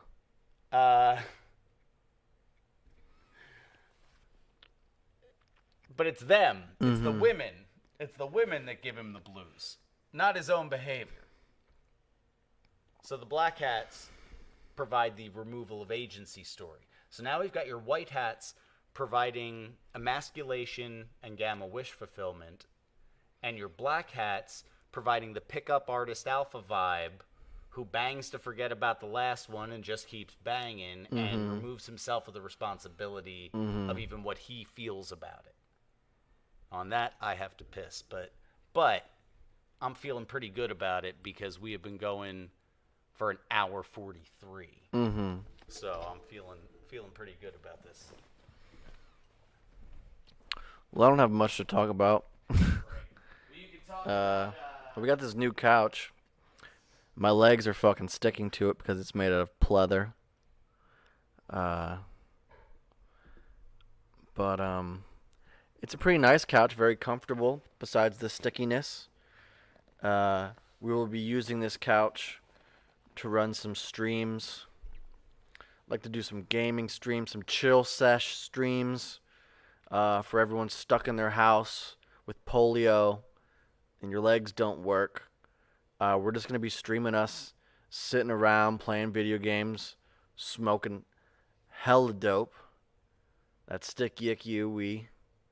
Sitting on the couch, you know, maybe jerking each other off a little bit. Mostly it's going to be bro stuff. And we hope you join us for that. While Kyle empties his bladder. And thank you for joining us now. Do I have a voice for radio? Probably not.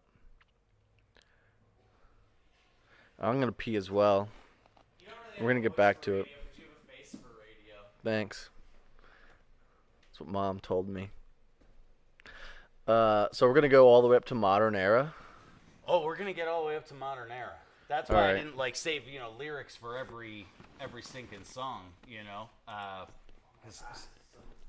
So after we get through Honky Tonk Woman and the removal of agency, then we get to Sugar Sugar. Honey, honey, you are my candy girl. So we got that nonsense goo goo gaga love story nonsense. Then we push forward a little in 1973. And we got Carly Simon bringing You're So Vain. We got Stevie Wonder's Superstition. So interestingly enough, we've actually got two songs with a little bit of Logos running through them to kick off 1973. But Boys Were Coming Home. Last of the boys from NEM were coming home. The Nixon stuff was going on. The nation would have been in more turmoil without the allowance of a little Logos into the atmosphere. So you got You're So Vain and Superstition kicking off the year. What year is it? 73. Got a little Logos running through the first 2 hits of the year. Oh, it's warm in this piece. Yeah. Yes. Then we've got Elton John's Nonsense, Child Crocodile Rock. Okay. What is that even about? Nonsense. But by 73, Well, I think it's about coming to like a party spot. You know, just getting down at the Crocodile Rock. pleasure-seeking nonsense. Yeah. From a homosexual. Are you surprised? Am I surprised to find a homosexual promoting a pleasure-seeking life? Is that what you're asking me? Yep. Does the Pope shit in the woods? The Pope? Does the Pope, do bears wear funny hats? Then we've got Roberta Flack, Killing Me Softly. Her song about seeing Don McLean perform American Pie. Is that what that song is about? Yeah. Yeah, her song was about seeing Don McLean perform American What was Pie. her consensus? What did she have to say? Uh, Killing Me Softly? He strummed her pain with his finger. He sang her life with his words. He killed her softly with his song. How the fuck is that? I don't know, because that song's about nonsense. That's crazy. Right. So That's news to me. I like that story. Then we've got people all over the world join hands, get on the love train, open borders, come on, diversity is our greatest strength, yeah. Hands all That's over being the world. sang in a public library for 6-year-olds right now. You know what I Yeah. mean? Like that. So pretty obvious there. You can't enjoy anything. I like that song. Then we've got The Night the Lights Went Out in Georgia. I don't know that one. That's the night that the lights went out in Georgia. Okay. Thanks. That's the night that they hung an innocent man. That song Okay. where the sister shoots the cheating wife and the husband, like her brother, the husband is the one that takes the fall for it. Fuck. You see, little sister don't miss when she aims her gun. I don't know. Do you like that story? Like, No, I kinda... don't. No, I don't like that story because vengeance is the Lord's. Like, Well, how about what he did, taking the fall for his little sis? yeah, he didn't have a choice. He didn't have a choice. The judge said guilty in a make-believe trial, slapped the sheriff on the back with a smile, and said, "Supper's waiting at home, and I got to get to it." That's the night that they hung an innocent man. You can't trust your soul to no backwoods southern lawyer when the judge in the town's got bloodstains on his hands. What the fuck? Yeah. So what's up with the sister? She just I went don't- along You know with what's it. great about that, though, is that They're not gonna hang a young girl. well, they didn't. Yeah. They didn't. All right. So the story of this song, Little Sister's the one that did it. Yeah, I get that, but they wouldn't hang her. But brother found the dead guy, right? Dead chick, his wife. Right. Yeah. The dead couple? couple or Oh, whatever. okay. And he heard the Georgia Patrol. Georgia Patrol was looking around, so he fired a shot just to flag him down.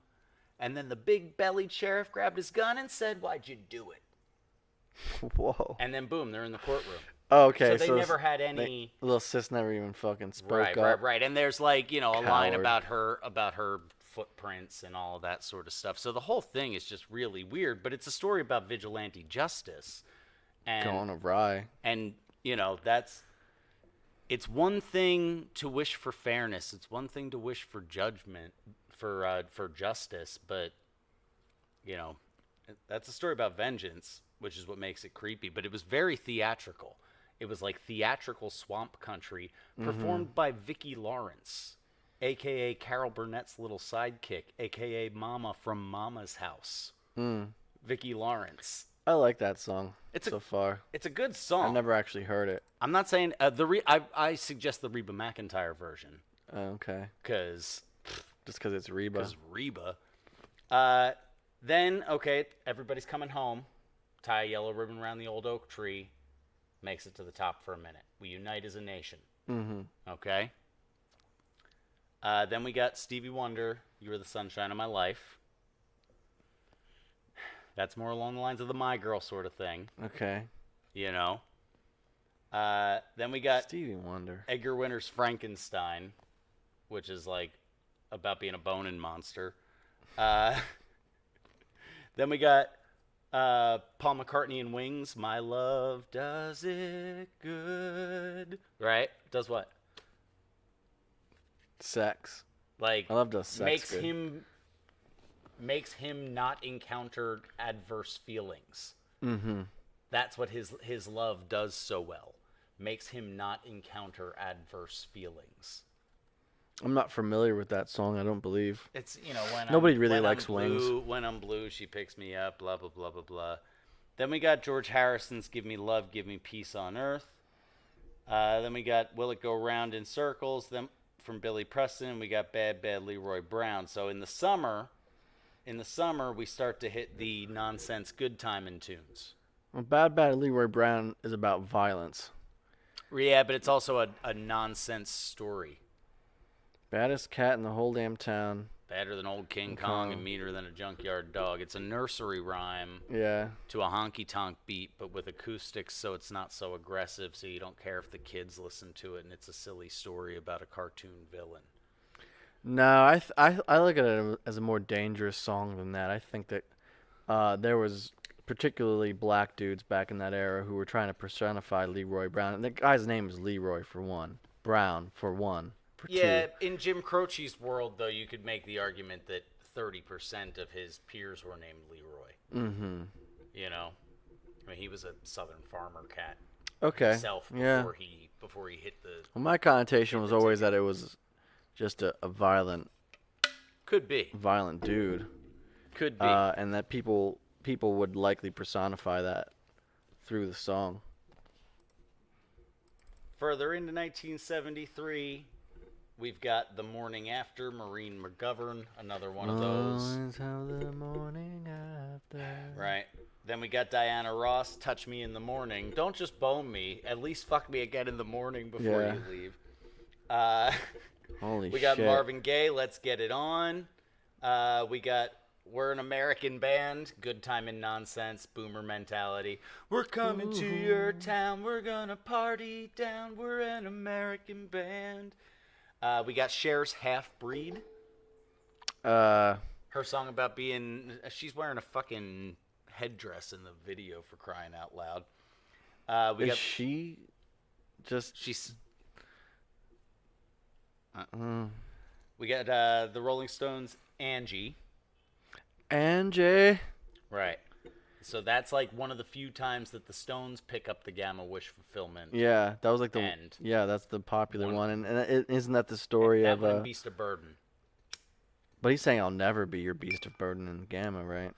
Right, but he's like only saying that after he's already been for so long. He's walked for miles and his feet hurt already. He's been chasing her for so long.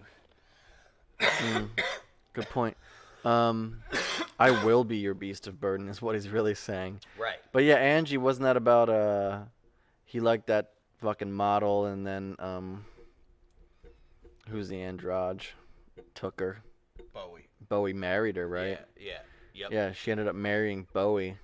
And this Yep. guy just couldn't get her off his mind because I think it's because yeah, he didn't have his way. He wasn't done with her. He hadn't defiled her enough is likely the cause of that. Yeah. You know, I doubt that. Who wrote that song? Jagger?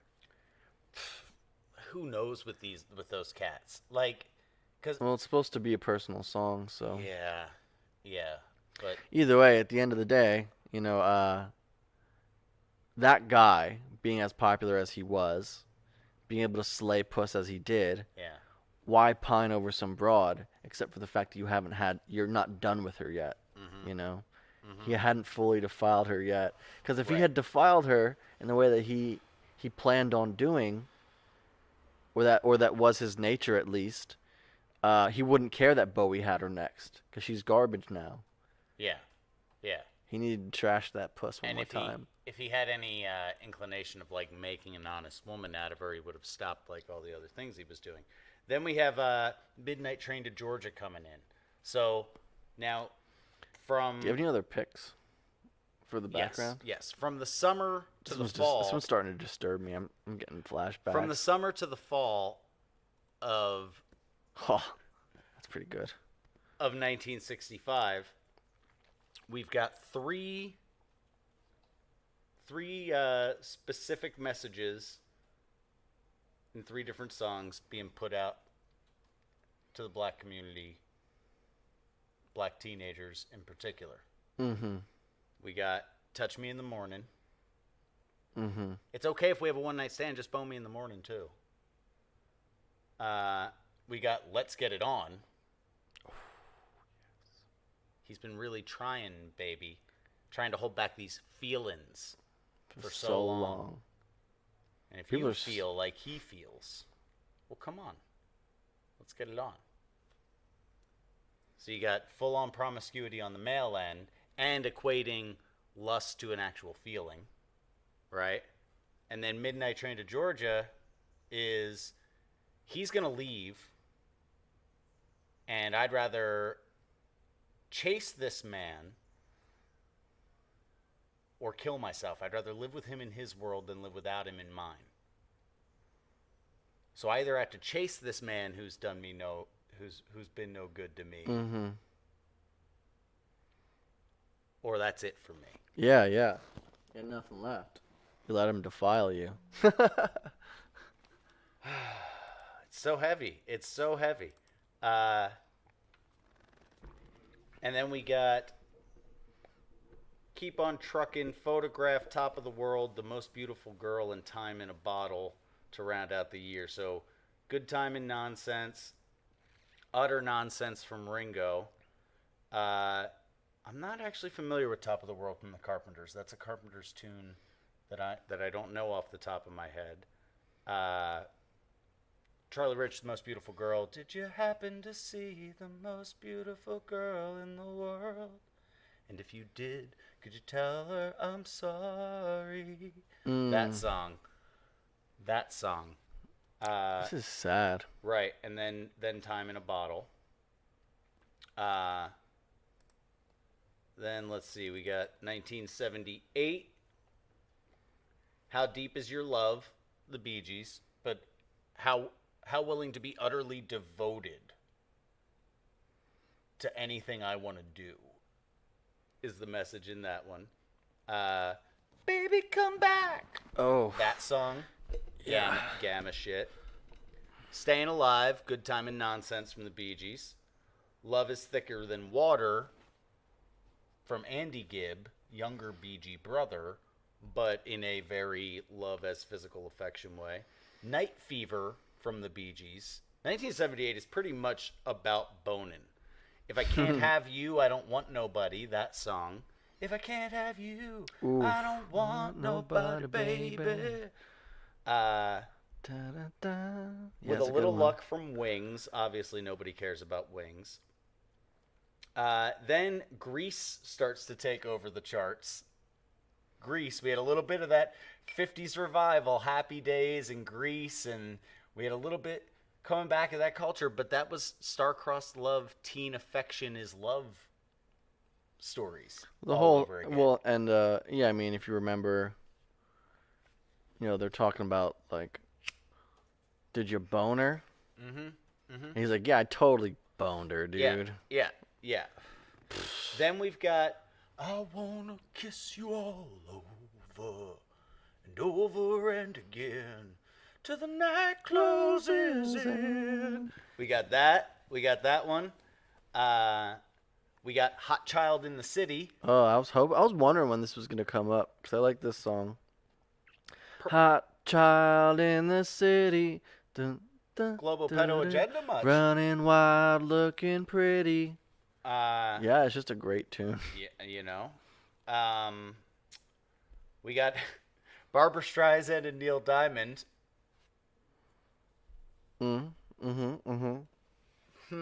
Barbra Streisand and Neil Diamond. You don't bring me like flowers. diamonds.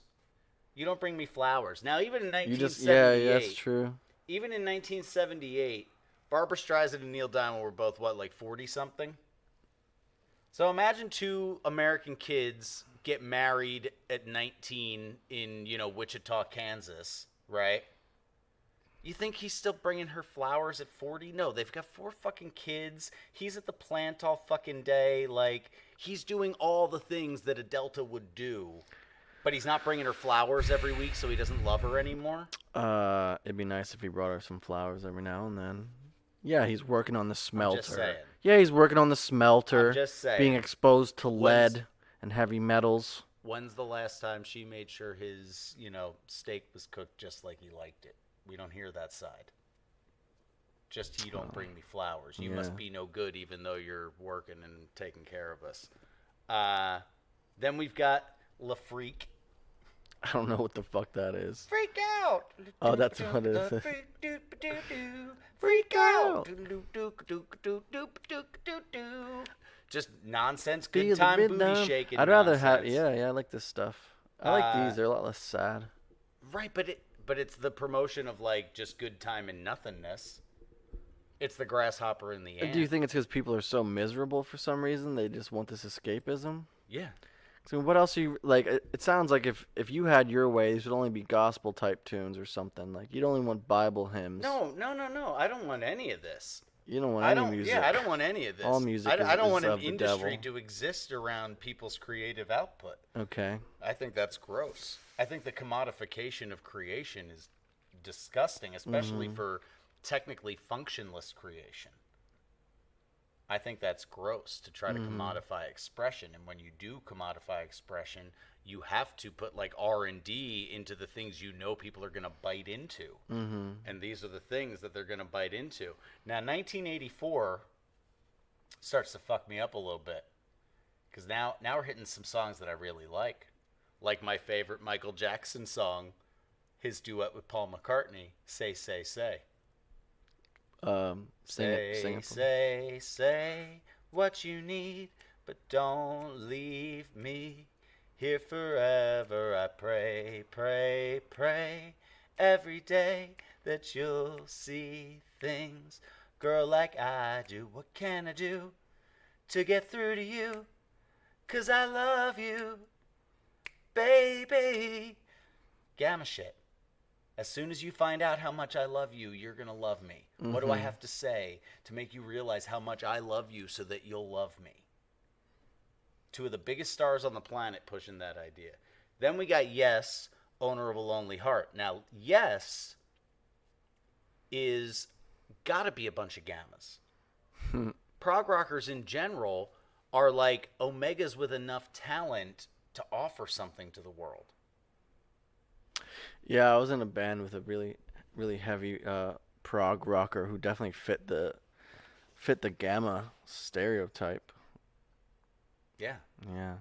Prog rockers are usually omegas that acquire enough proficiency in something. Gammas are usually subject matter experts to become gammas and offer some value to society, but still have no real idea how to function within it because they're men that act like scorned women.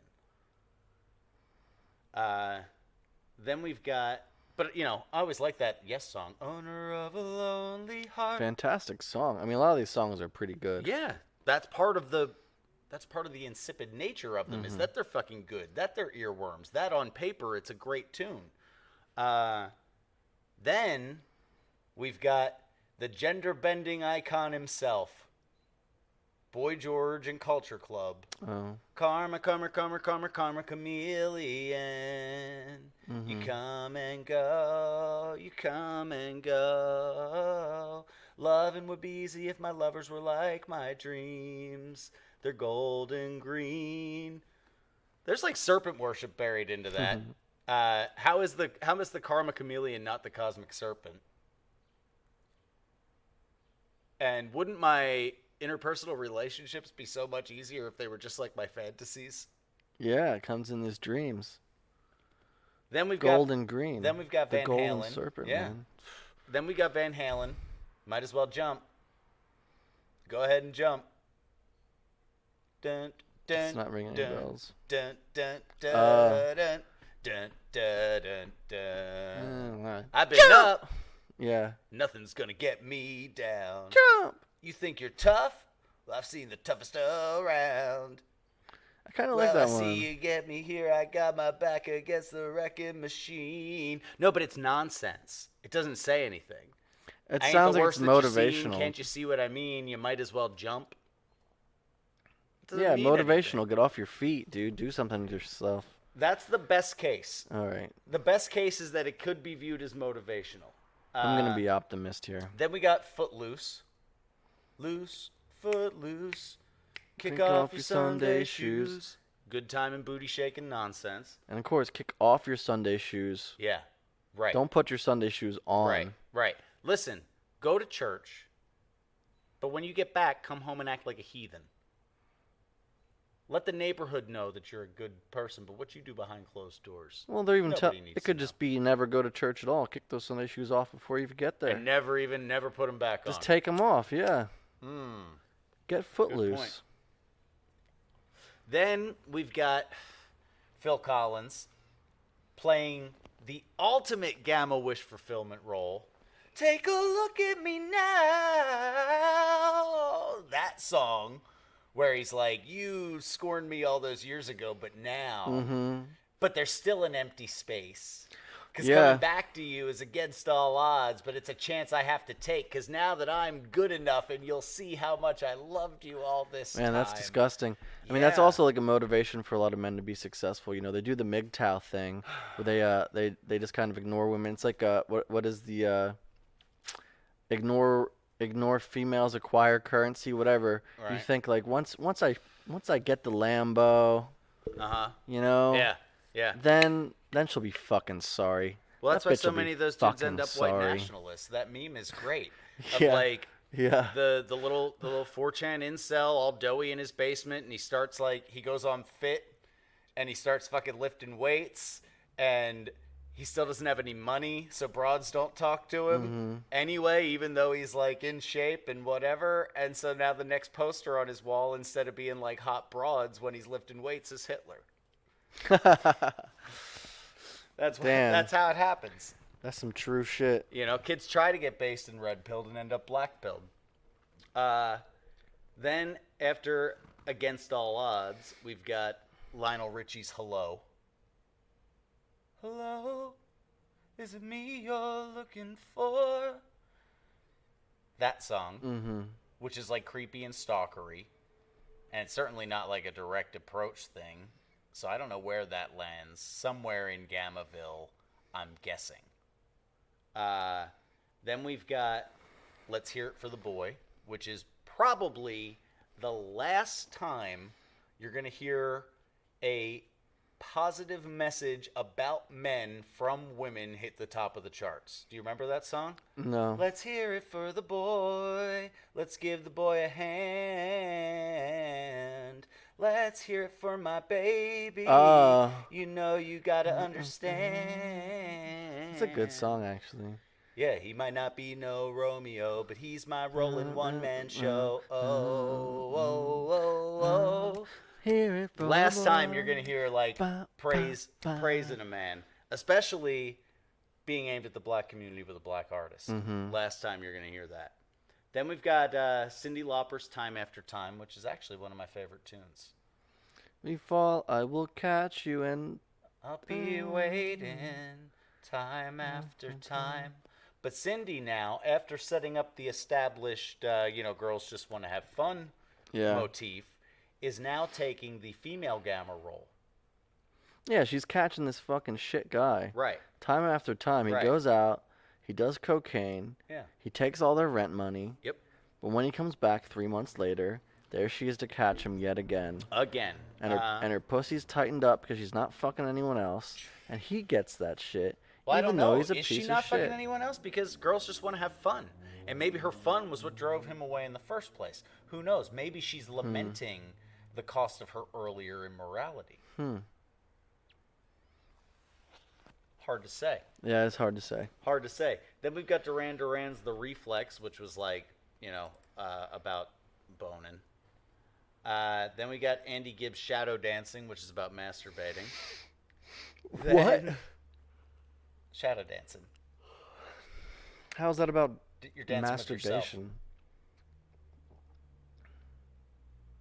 I've danced by myself before. I also jerk off often. Well, there you go. Rolling Stones, Miss You. Oh, wait, no, we're back in 1978. I went backwards here. Back in 1978. Then we get back to 1984 or 83. Then we got Prince's When Doves Cry. This is what it sounds like when doves cry. Now, Maybe I'm just like my mother. She's never satisfied. She's never satisfied. I never liked that song when I was young, and then I listened to it when I was older, and I was like, this is fucking great. But the words in it are like, that's what gets it. Yeah. It's not really like the song. I don't really like do do do do. I don't really like that style of '80s. What year was that? 84, that hard synth pop. Yeah. I'm not really into that '80s. Bow, bow, bow, bow. Those keyboards sound like toys now. That's part of it. Yeah. But back then, that sounded like spaceships. True. Maybe I'm just like my father. I forget what his father did. Alone in a World That's So Cold or something like that. I don't know. But look, that song, kind of nonsense, right? This is what it sounds like when doves cry. That doesn't fucking mean anything. Well, the dove is a peaceful... I think the child... I think this is what it sounds like when children are crying, probably. Interesting. So maybe a little self-reflection. Yeah. Maybe a little confessions of a broken home type of stuff. I mean, he fucking killed himself with propofol or fentanyl. Fentanyl. He died recently of fentanyl overdose because he was a fucking torn up bugger. And he was fucking willy-nilly. He was a sexual icon, and he still wasn't satisfied. He never was. He was always searching for the next thing, and it fucking killed him. Yeah. So. Yeah. No, you can't, Then, of course, there was a little bit of an anomaly for 3 weeks in the summer of 1984 when the theme from Ghostbusters was the #1 song in America. And I'm sure you got something negative to say about this, huh? It's just nonsense. Who are you going to call? Then you've got Tina Turner's What's Love Got to Do With It. Do you remember that song? What's love but a secondhand emotion? Yeah. But instead, see, now here's one of those sneaky ones, which is kind of like what Owen was talking about today with that Jay-Z song, where they took that I'm going to put on an iron shirt and chase the devil off of earth song. Yeah. And they sped up the vocal to make a male song sound like a female song, right? Mm-hmm. And then, so they took like the soul out of it, the slow burn out of it, and then Jay-Z used it as a justification for murder. Sure. Right? This is kind of like that, where it's like, we'll sneak a little bit of Logos in at the beginning. Love is a secondhand emotion, and your emotions are a lie in the sense that they're not objective reality. You feel it, but it's not real to anyone else. It's only real to you, so it's not the truth, right? There's that little bit, but instead of taking that and turning it into, so be with the person whose hand you'd reach for if the wolves are at your door, not the person who makes you feel the floaties. She turns it into who needs a heart since a heart can be broken. So what do you think she did with that knowledge, Do you think she, I don't know, had a family? I don't know. Did Tina Turner have children with Ike? She was in that terrible relationship for a really long time. Yeah, I think they did have kids, but I don't know. I'm not familiar. If she had kids, she still looked great in 1984 for a woman who had had children and was pushing 40. In my mind, great. I'm always mixing up Aunt Viv from Fresh Prince and Tina Turner. Oh, well, Aunt Viv was 5 shades darker than Tina Turner. Yeah, I think Second Aunt Viv was like a cross between Tina Turner and Yasmin Simone. Anyway. Then we've got Let's Go Crazy, Prince and the Revolution, which is more just good time booty shaking, right? We got Stevie Wonder's I Just Called to Say I Love You. That's all right. That's a good one. That's like the most wholesome one we've seen since Michael Row Your Boat Ashore. Yeah, I just called to say I love you, and I mean it from the bottom of my heart. That's pretty close, but then And again... that was to his child. Oh, well, thank you. That clarifies it. If it was to a Yes. woman, I'd still be like, eh. You know, he's probably fibbing it. He just wants her to answer the fucking phone. Right. You know, I'm just trying to get a hook. Now, Trying to get a line. then we got Billy Ocean's Caribbean Queen. Now we're sharing the same dream, and our hearts will beat as one. No more love on the run. Right? Now this one I'm alright with. Caribbean Queen. This one I'm alright with because he's saying that, like, this means that I found the person I'm going to be with. Right? And not only that, but it's kind of in the vein of that immortal Muhammad Ali interview. What man wouldn't want his son to look like him? It's kind of like that. It's promoting, Why is it like that? It's promoting healthy family values by having similar cultural backgrounds. How? Because Billy Ocean himself was a Caribbean man. I didn't know what he looked like. The voice doesn't seem that way to me. All right, then we've got... I don't want to see his face now. Then we've got your 1980s King of the Sodomites, George Michael, Wham. Wake me up before you go. Don't leave me hanging on like a yo-yo. Wake me up. So that's like just the gay man's version of Touch Me in the Morning.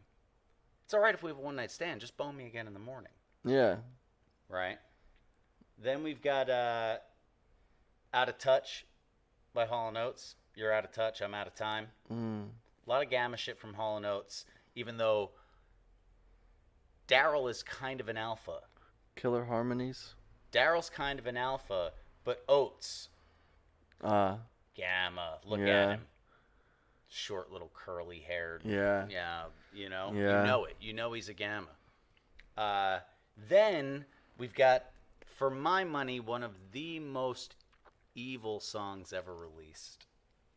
Madonna's Like a Virgin. Like a virgin. Touched for the very first time.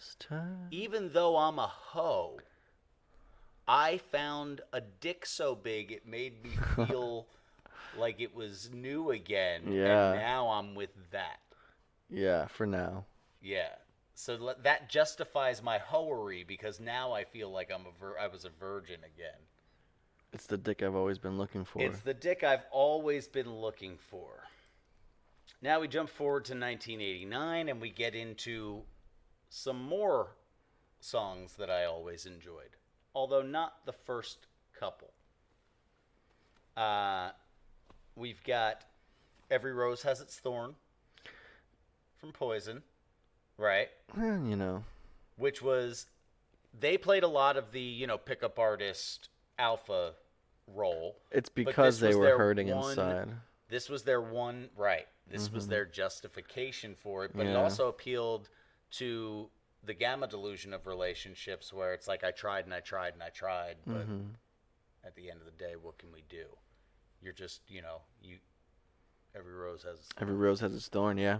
Then we got Bobby Brown's My Prerogative, which the message of that is straight up, do as thou wilt will be the full extent of the law. It's my prerogative. I can do what I want to do. It's my prerogative. I can live my life. I don't think I know that one. Then we got Phil Collins' Two Hearts. Then we have Sheriff, When I'm With You. I don't remember that. That had to be some like cheap hair metal type situation.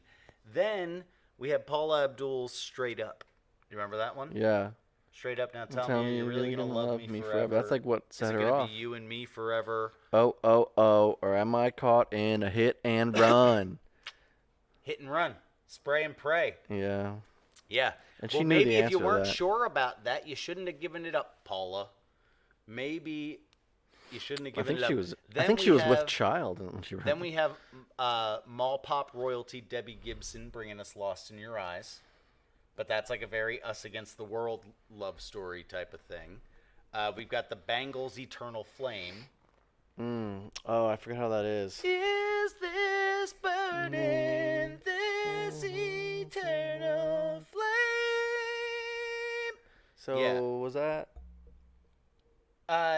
So pretty passionate? was it about an STD? Or was it about like, is the boning enough to keep you around? Yeah. Yeah. Fear. Right. Maybe Fear of rejection. Maybe making the slipperiness of my puss my value isn't gonna pay off. Maybe. Then we got the Fine Young Cannibals, which already, could you have imagined in 1959 America a band trying to call themselves the Fine Young Cannibals?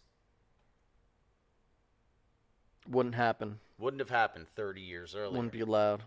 30 years later, Fine Young Cannibals is at the top of the charts with She Drives Me Crazy Like No One Else. She drives me crazy and I can't help myself. No agency for how you act when you get a boner. If a broad gives you a boner, that's not your fault. You're the fox in the cartoon and his eyes bulge out and his tie rolls up. Nothing you can do about it. Then we have Madonna's Like a Prayer. So you go from Like a Virgin to Like a to Prayer. Like a Prayer. But it's Your Voice Can Take Me There. It's some, so it's blasphemous. So it's like ASMR Right. orgasms. Right. Okay, early ASMR stuff.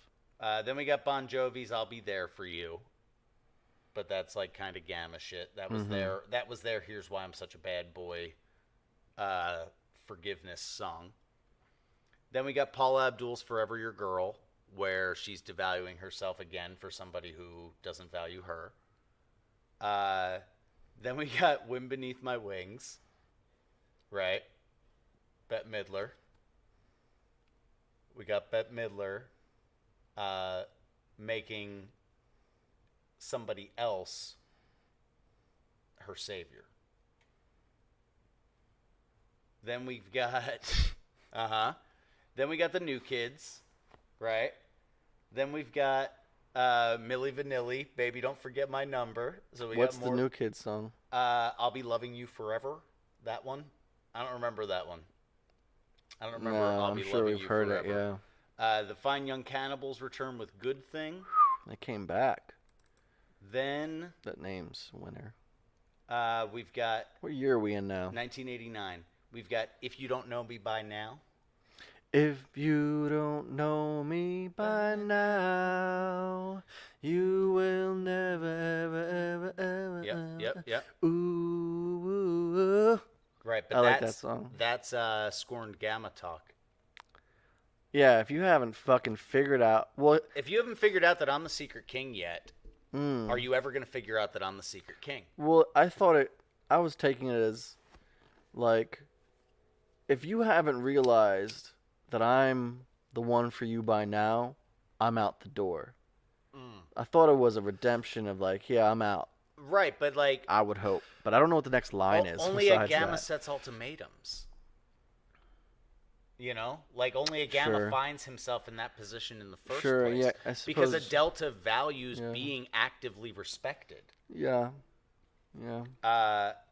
We've got some more Gamma shit. 1989, pretty Gamma heavy. The late 80s and early 90s, it was either fuck nonstop or be a whiny little bitch. You had Motley Crue or you had Bryan Adams. You know what I mean? Summer of '69. Right, but also the Robin Hood song.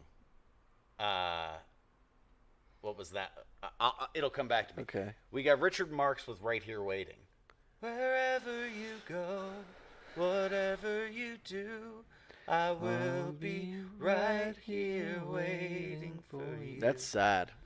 That's Yeah. puppy dog shit. Right, Get out of here with Right. that bullshit. right. That's sometimes straight niggas do the most gay nigga shit. Right Yeah. there. That's faggoty shit by the 1390s definition of acting like a hysterical woman. Mm-hmm. Yes. Then we got Paula Abdul's Cold Hearted. See, she chased all these rotten men, and now she doesn't have anything left when a good man does come along and still want to make an honest woman out of her. Then we got New Kids Hanging Tough, which literally said nothing. I'm pretty sure that has some homosexual connotations. Might have had some homosexual connotations. I don't know what it is. And it was the just title. repetitive. Oh, hanging tough. Yeah, that's gay. Oh, right? Then we got some more Milli Vanilli. 1989 was really just garbage. Now we move forward to 1994. We got Mariah Carey's Hero. When a hero comes along with the strength to carry on, you cast your cares aside and you know you can survive. It's about making somebody else your savior. Again, it's an us against the world story again.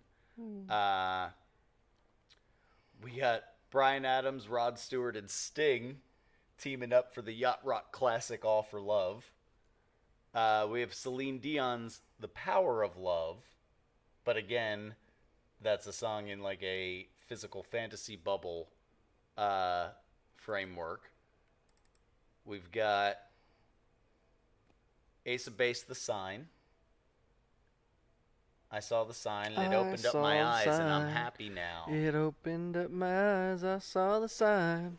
No one's going to drag you up to get into the light where you belong. So where do you belong? So it's kind of nonsense. Yeah. Kind of vaguely esoteric. Yeah. Right? Nothing. Typical Swedish nonsense.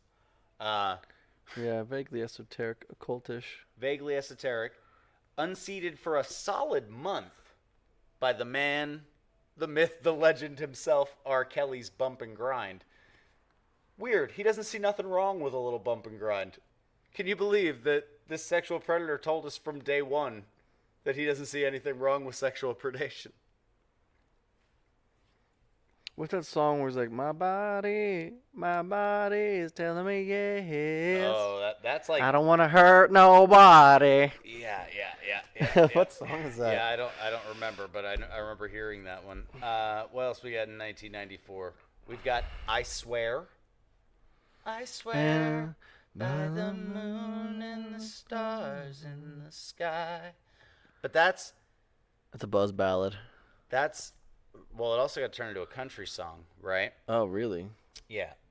Now, where I will give this one the pass, for better or worse, till death do us part, I'll love you with every beat of my heart. So... Is there reciprocation there? Right. I don't know. That's the question. It gets the pass. It's a good wedding song if you're going to marry someone, you know. Right. Then... So some of these aren't too bad. Then, right behind that, though, we've got a song from the notoriously still single Lisa Loeb, who I think is 44, 45, 46, something like that now. Still single, Stay. You left, but I missed you, so come back. I told you to leave, but I missed you, so come back. Please come back. Wonder why she's still single at 46. And I loved that song. Don't get it twisted. I don't know how that goes. You say I only hear what I want to. Oh, okay. That song. Yeah, I don't remember the names. Yeah. I like it better when you sing the songs for me. Then you got Boys to Men, I'll Make Love to You. I'll make love to you like you want me to. Every day and night, I'll hold you tight, baby, all through the night. Oh, okay. I'll make love to you, and I will not let go till you tell me to. Oh yeah, he's nutting. So he's saying he can nut on command.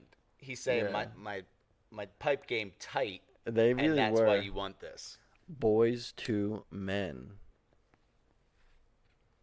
Pipe game tight, and that's why you want this. Then you got... But then you got Boys to Men playing gammas with Down on Bended Knee. Back to back? Yeah, back to back hits. Back to back. I mean, that was the, that was the Philly, the summer of Philadelphia, the year of Philadelphia there. I mean, Boys to Men ruled the universe in 1994, Philly was all downhill from there. Then we got Here Come the Hot Stepper. Nonsense.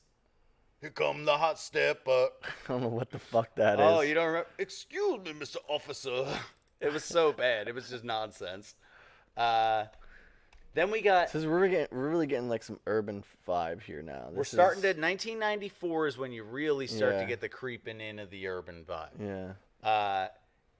Now we move forward Was that the end of 94? Yeah. So now we move forward to 1999. And we start with global trans kid agenda pushing Celine Dion and her genderless baby clothes. Yeah. And sexual predator R. Kelly teaming up for I'm Your Angel. They did a song together. Yeah, I'm not familiar with this one, but I Yeah. can only imagine what kind of ridiculous nonsense. So you jumped from 94 to 99? To 99. Yeah. What's happened between then? Just nothing interesting? More of the same. Oh, okay. I more- didn't know you were jumping around here. More of the same. I've been jumping 5 years forward since the 60s. Okay, we've been going through a lot of fucking songs, so right. I wasn't sure. Then we've got a teenager pleading with you to fuck her again. Britney Spears, Hit Me One More Time. 17-year-old pussy. Yuck. Disgusting. Yeah. Then we've got Monica, Angel of Mine. She was a star at that time, Monica. Then we've got the anthem of all stereotypical gay men everywhere. Do you believe in life after love? What does that even mean? Do you believe in life after well, when your fantasy bubble bursts, can you keep going on? I can feel something inside me say, I really don't think I'm strong enough. I mean, no, sure. Remember the video for that? They're like on a fucking battleship. Yeah. And she's dressed all weird, and like Yeah. her son's playing guitar. No, that was Turn Back Time. Oh, if I could turn back Yeah. time. Yeah, where she's wearing like If I essentially could just a find a way. net. She's wearing a net and like electrical tape, Yeah, yeah. and Elijah Blue is Essentially. playing guitar. Elijah Bloom? Elijah Blue. That was Okay, his thank name. you. I was Yeah. thinking, is her son also Elijah Bloom? Now, 1999 is when we really start to see the big push of the materialist woman angle. Okay? Okay. It starts in the spring with one of the most infamous gold-digging woman songs ever, TLC's No Scrubs.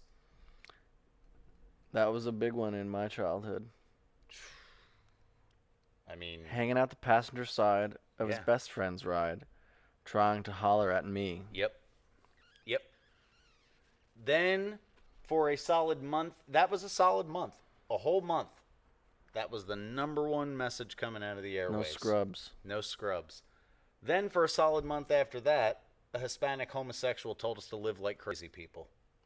Living la vida loca. Right? He'll push and pull you down. Yeah. Then, Upside, inside out. then, Sounds like prolapse. then we've got J-Lo cracking the scene with If You Had My Love. If you had my love and I gave you all my trust, would you comfort me and call me baby? But what she's saying remember that is one. the same as will you still love me tomorrow? Yeah. If I fuck you, are you going to stick around? It's still the same message. It's just in a newer, shinier package. With a fatter ass. With a fatter ass Well, and darker, slightly darker. It's almost a not different, night. a different tone of brown skin. Then the materialist woman pops up again with Destiny's Child's first hit, Oh yes. Bills, Bills, Bills. Telephone bills. Can you pay my bills? Can you pay my telephone bills? Can you pay my automobile bills? My automobiles. Yeah, I don't want a man that can't also just support my just me. Me. Support my habits. Buy my hair, buy my nails, buy my Right. automobiles. Then, because everything Will Smith does has to hit number one for at least a minute, Wild Wild West hit the top of the charts for a moment. The Wicked Wild West. That song was fucking awful. Then we've got another teenager telling you that if you touch her just right, she'll fuck you. Christina Aguilera. Genie in a bottle, you gotta I rub her knew the it. right way. Come on and let her out. Come on, let me.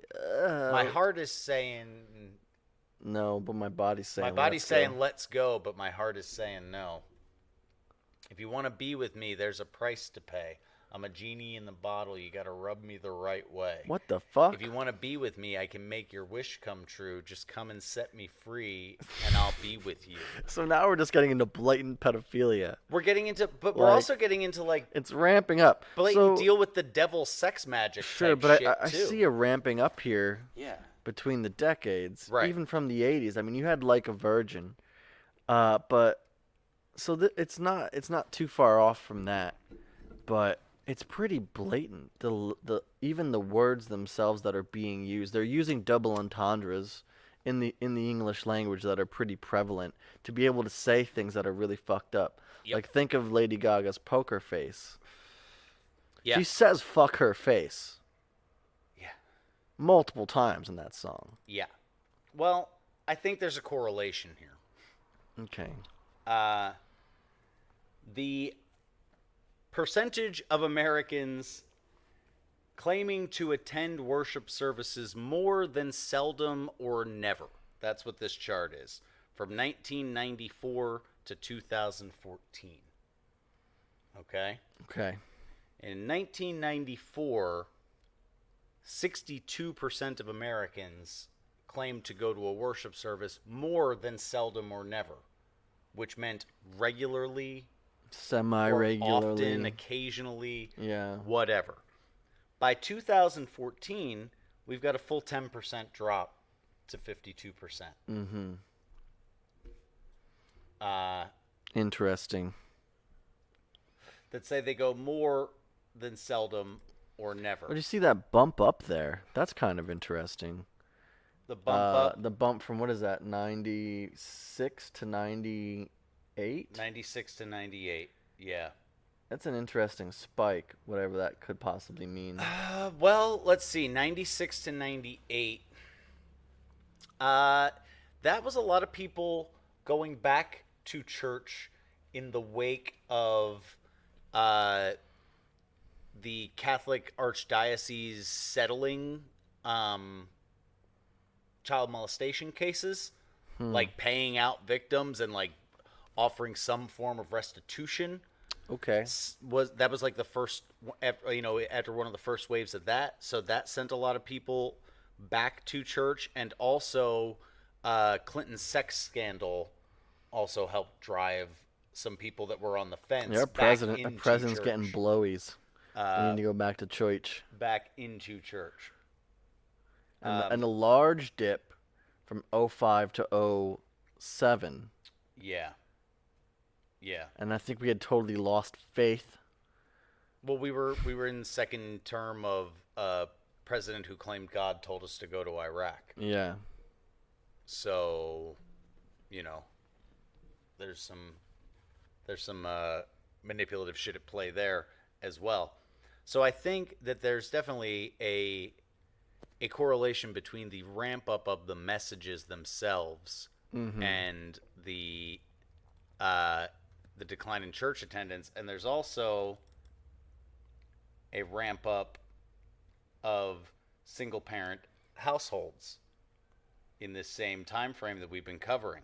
In 1970, there were about 8,000 American children being raised. 8 million American children being raised in single parent households, right?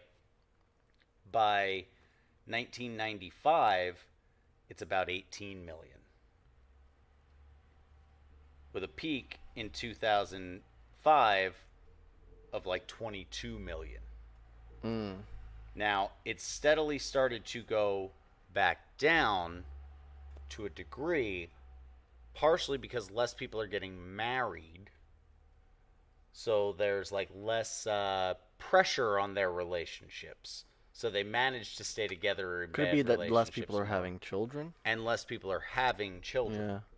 So there's a couple factors at play there. But So to a 13-year-old, what is this chart here? Because what is I can't see the legend. The light blue is with single mothers. The dark blue is with single fathers. Who needs fathers? Yeah.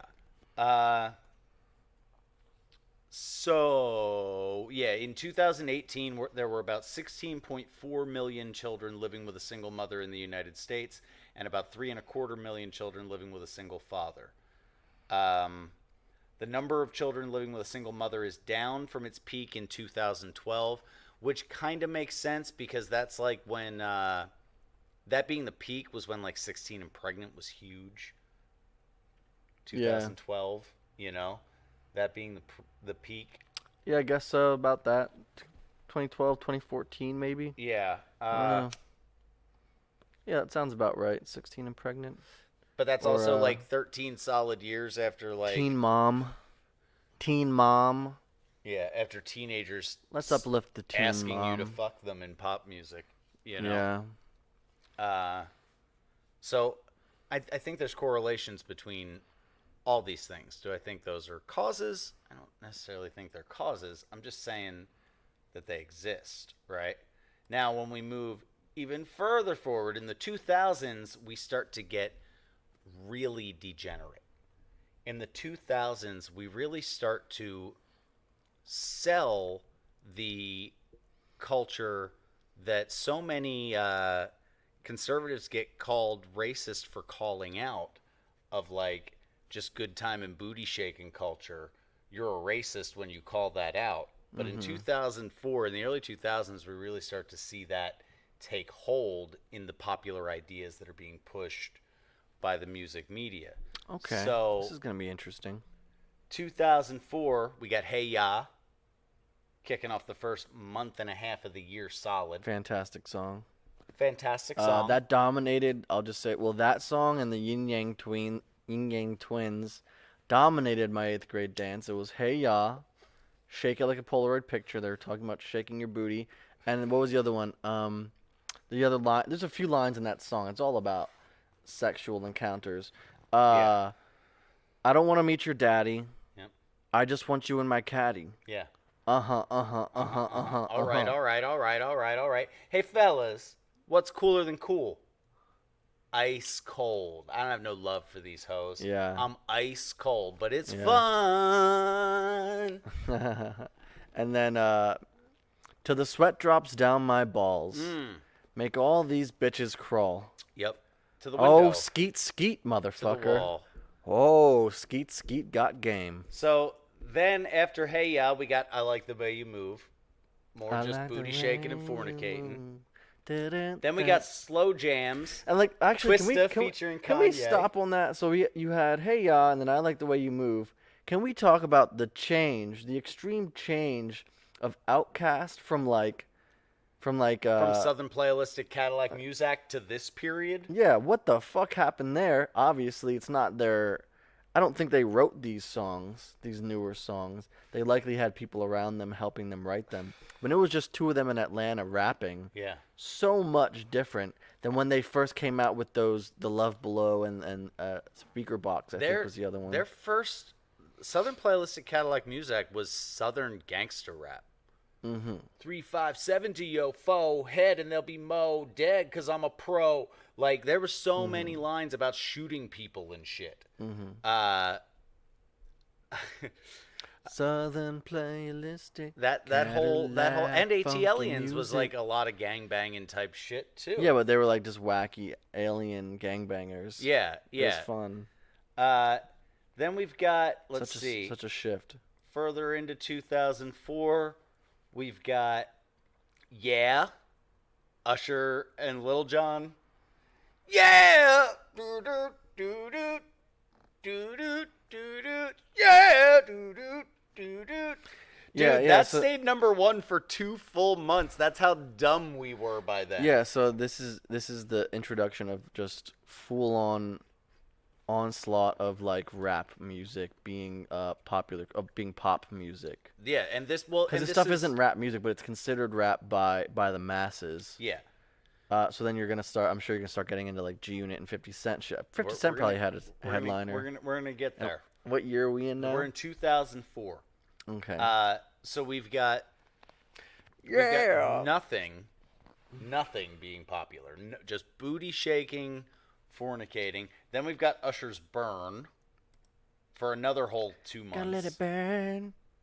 Then we've got Fantasia, the woman that won American Idol that year, one song, I believe it was her American Idol song or whatever. Good for her.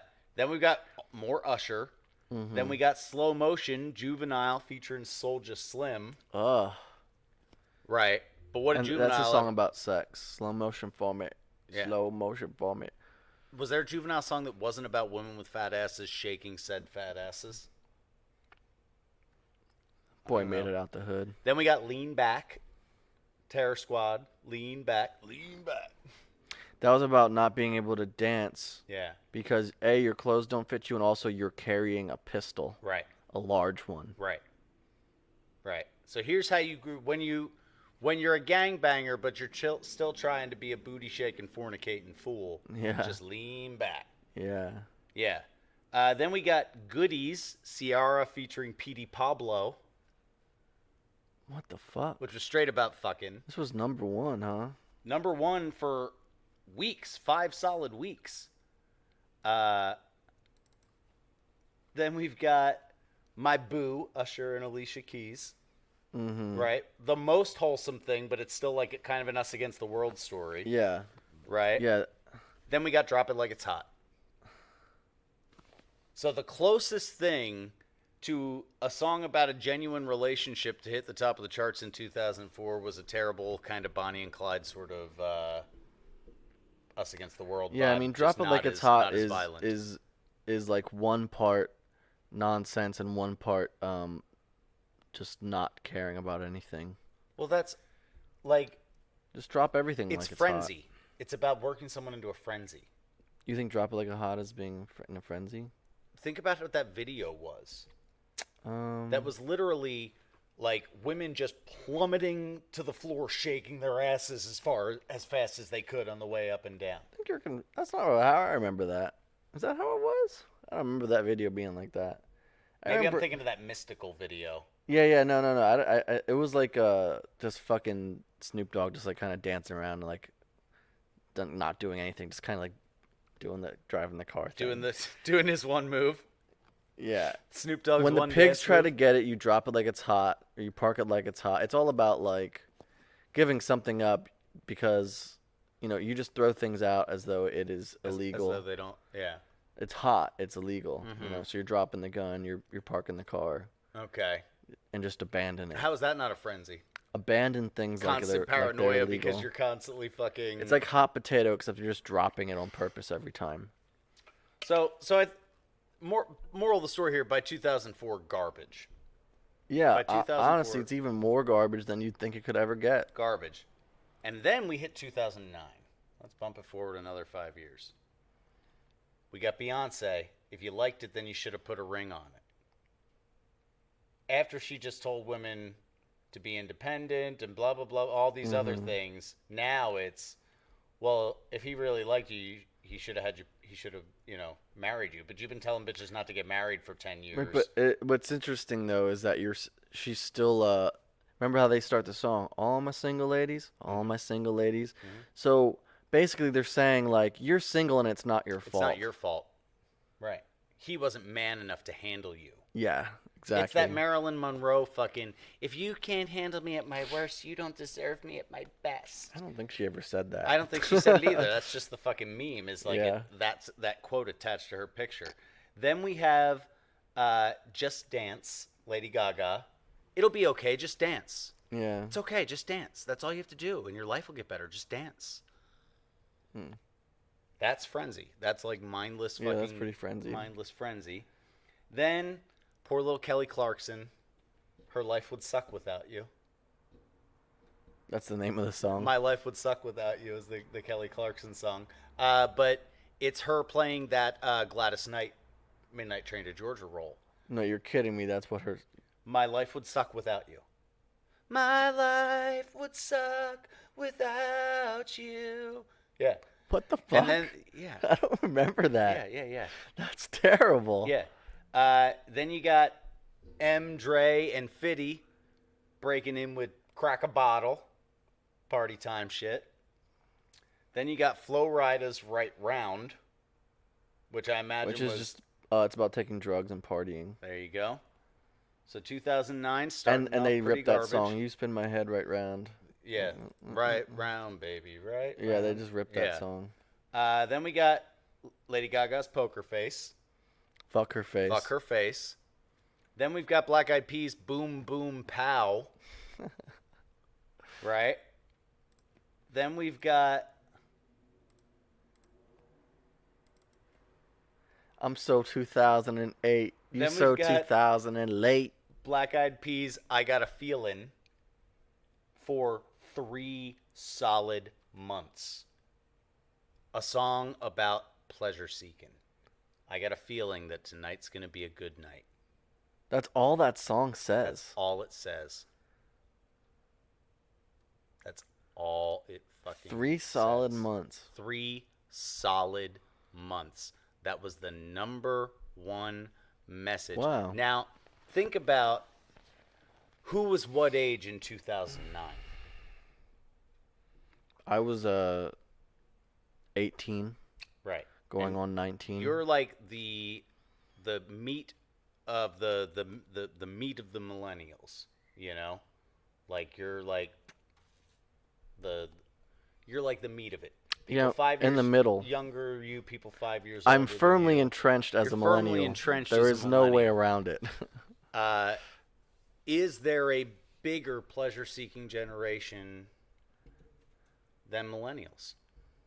Some would say boomers, but I think the millennials, millennials are worse. I think boomers taught. I think they learned from the best teachers. Mm-hmm. Millennials with boomer parents are worse than millennials with Gen X parents. I think maybe the boomers, they were pleasure seeking, but they still wanted like some sort of foundation of, like, they wanted real estate. They wanted something physical. And then you had Gen X, which still had that boomer mentality of wanting to please the self, but then they made it sexy. Like Right. Gen X made everything extreme and sexy, and then you have millennials who have now lost all foundation. Mm-hmm. So they have sex, they have self, and that's really it. Mm-hmm. That's all that's left. That's all that's left, and that's why so many of them are willing to identify as something else and blah blah blah blah, wrapped up in sex. Like there's a whole generation where a large swath of said generation, the first thing you know about them without provocation is how they like to fuck. The escalation here is pretty extreme. Yeah. Like, just even in the last 5 years or 10 years in this charts, like, the escalation into pure garbage land is truly extreme. And I do think that everyone throughout time goes, yeah, man, it's just like, this is the worst it's ever been. This is the worst it's ever been. But I think there's like a lack of ever trying to hide it once you get into this period. They're not even trying to polish it up. There's no polish anymore. Think about building a pyramid, Mm-hmm. right? After the base, every layer takes less time.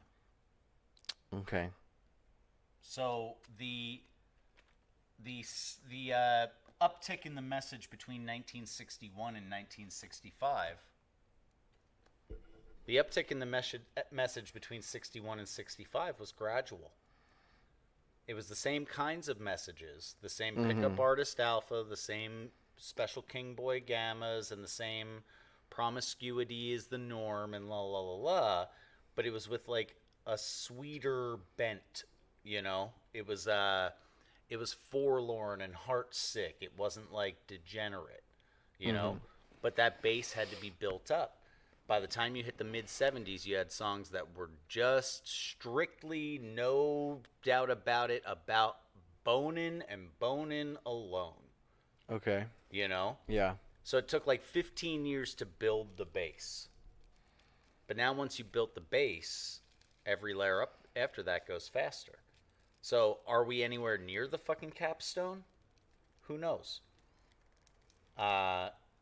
I'm sure there were people in 1978 when Hot Child in the City hit the top of the charts that thought that was the capstone.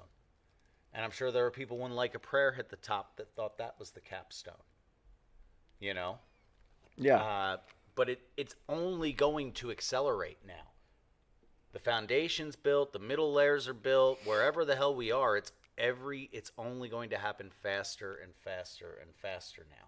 In the same way that our technological advancements happen exponentially faster now than they used to, and things like that. These are going to keep happening the same way. Do you believe there's an orchestration, like due to like some commodification, and like they've really refined and honed their skills of population control, Yes. of livestock control and manipulation, that it's just like, there's they almost see whoever would make these decisions almost sees no reason not to at this point when it's right there at your fingertips. And it's that How easy. could you decide not to? Yeah, it's so easy. It's that easy. And all you have to do, like, I think this is indicative. The phrase, the iron fist beneath the velvet glove. Yeah. People used to just know what that meant instantly. Mm-hmm. Now you can say that to most people under 35 and they're blank on what that even means. That's how velvety the glove has been for so long. That they don't even know that there could be an iron fist under a velvet glove. So the fact that when you paint the picture verbally, they can't even complete the thought. They can't conceptualize it. Sounds like something to stick in your ass. What doesn't sound like something to stick in your ass to half of these kids, though? Everything's about the ass now. Yeah. Everything's That's true. about That's the true. All ass. sex has gone towards the ass, All too. sex is the ass, because anything that can't get you pregnant is abstinence Like, now. until, I think, what is the further escalation of, we went to the pussy, we had the mouth, ear doesn't really bring too much satisfaction. Some people use their dick hole. They penetrate their own dick hole. Yeah. And we went ass, and now we're having prolapse ass. We're going as extreme into the ass as possible. Perforated colons. Now what's next? We're going to be cutting slits. We're going to be cutting incisions into each other to fuck. I guarantee it. What do you mean going to? Okay. I don't want to know about that, really. I was that hoping already this was the exists, future. That already exists as like a sexual fetish subculture. B, I'm it's not a surprised. common tactic of European Muslim rape gangs. What? Yeah. Where do they cut it at? In their belly? Yeah. And they have sex with the hole. With the hole. You think if you fuck a goat, you wouldn't fuck a slit in the human guts? But is it... They don't care. It's complete animalized frenzy. That already happens. That's how depraved we are. Oh, wow. But what... Okay. But it'll be popular soon. But it'll be popular soon enough. Yeah. Soon enough. Let's put it this way. In 1999, Berks County was still pretty much Berks County. Mm-hmm. Berks County was like, not quite Iowa, but it was still a little behind the curve of the coasts, right? Even though we're an hour and a half, 2 hours from New York City and an hour from Philadelphia. We were still a little behind the curve. But in Berks County in 1999, I met a person born and bred in Berks County who made her living being hung from meat hooks and fucked on stage at resorts in Jamaica. Like weird hedonist resorts. Oh, fucked on. In Jamaica. She didn't just do the She body didn't just get suspension. hung. She got fucked while hanging. And that was how she made her living. We should have that person on the podcast. I have not spoken to this person since probably 2001. Someone I know would probably still know whether or not she exists, but I can't imagine that she's at this point. She was like 19 when she was doing this shit. I can't imagine 20 years later. She may have gotten out. I pray she did. Well, then maybe she'd be willing to talk. Yeah, we'll find out. But that might be an interesting one to get. So 2009, bad. 2014, Yeah. So much- Eminem and Rihanna, the monster. Friends with the monster that's under my bed. Yeah, what does that mean? Accepting your demons instead of trying to cast them out. Okay. Okay. Moving on. Timber, Pitbull, and Kesha. That had to be about fucking. Yeah, Logging. I mean, Pitbull's Mr. Worldwide. He loves getting the puss. Kesha only became known because she was a hoe, even though now she Right. has this like whatever lawsuit for being used Yeah. and sexually abused. But the story was going when I heard about her was that she was like an intern for Paris Hilton And hoed her way into hoed her way prominence. into prominence, right, by Yeah. like doing some gnarly shit. Well, I can only imagine like the levels of filth you have to participate in to like actually earn the favor of depraved people that expect filth. Right. Well, I mean, look at like those who don't come from the right bloodline, but you want to get in with the elites. What you need to do is like commit the ultimate sacrifice of your own body, of your family, Right. of any kind of morals or values. Right. So we're talking like DVDA to mouth. I don't know, DVDA. Double vag, double anal.